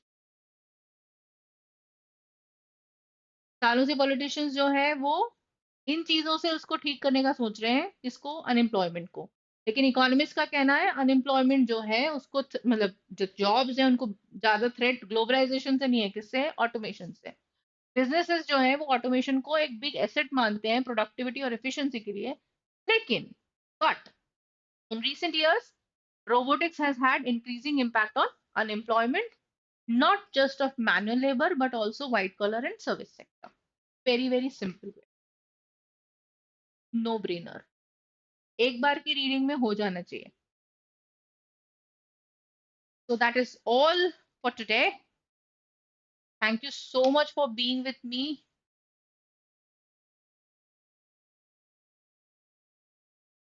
All right, so let me repeat what I said. Rupa ma'am, why can't we take 2134? 2134, यहाँ पर कोई logic नहीं बनता बेटा। तो but से start हो रहा है, but in recent years robotics has. तो रोबोटिक्स का इंपॉर्टेंस जब तक हमने वन में नहीं बताया तब तक कोई लिखने का जरूरत ही नहीं है, मतलब ही नहीं निकलता उसका। No sense at all.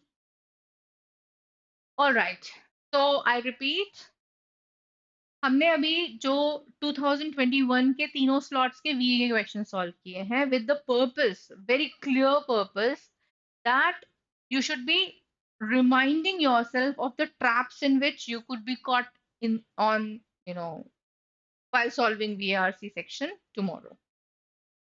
So the first thing is, not all questions will be tough, but not all questions will be easy. It will be a mix. तो टफ क्वेश्चन देखकर घबराना नहीं है, उसको गुड बाय टाटा कहना है, आगे बढ़ जाना है।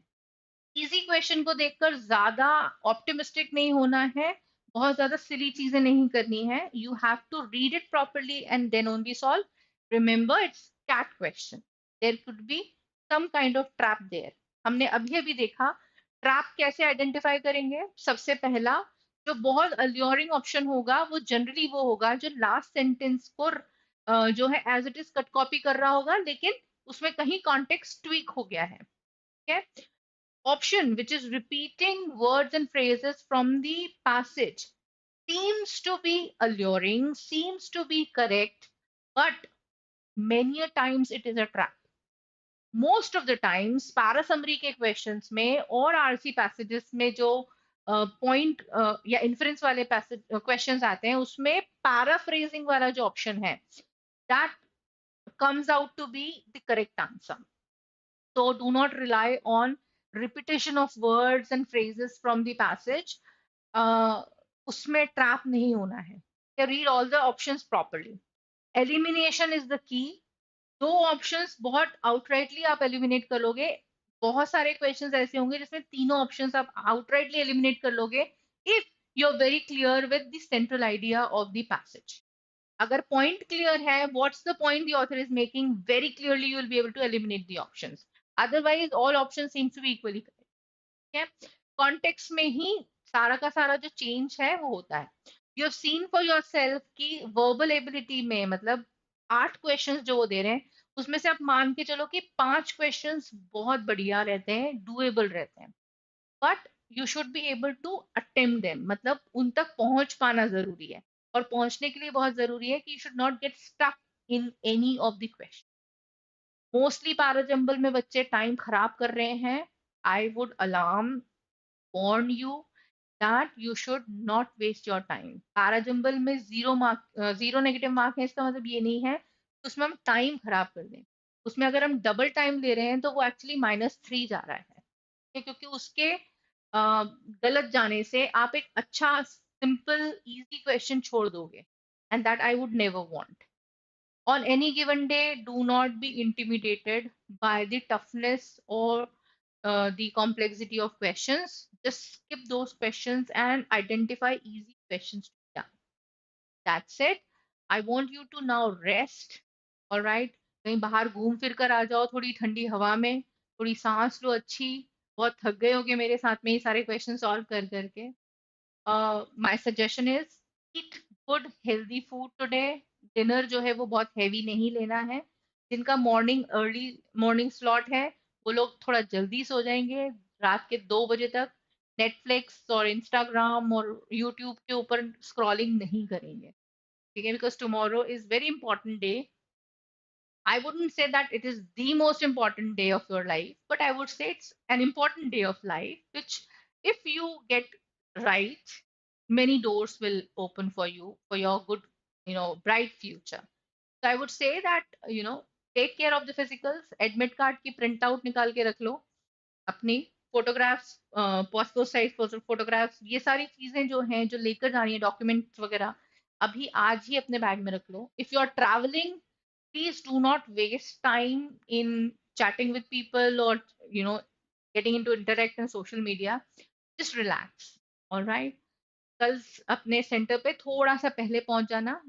Do not rely on traffic, क्योंकि कल संडे है, स्पेशली जिनका इवनिंग स्लॉट है, ठीक है? तो 1 घंटे पहले अपने सेंटर पे पहुंच जाना, आराम से वहां बैठ जाना, that would be better. I am expecting good, happy faces and cheerful faces tomorrow, and we'll interact then afterwards कि तुम्हारा पेपर कैसा गया, तुमने कितना अच्छा किया, क्या क्या किया। So I'm very excited about your performance tomorrow. All the best from my side. Bye.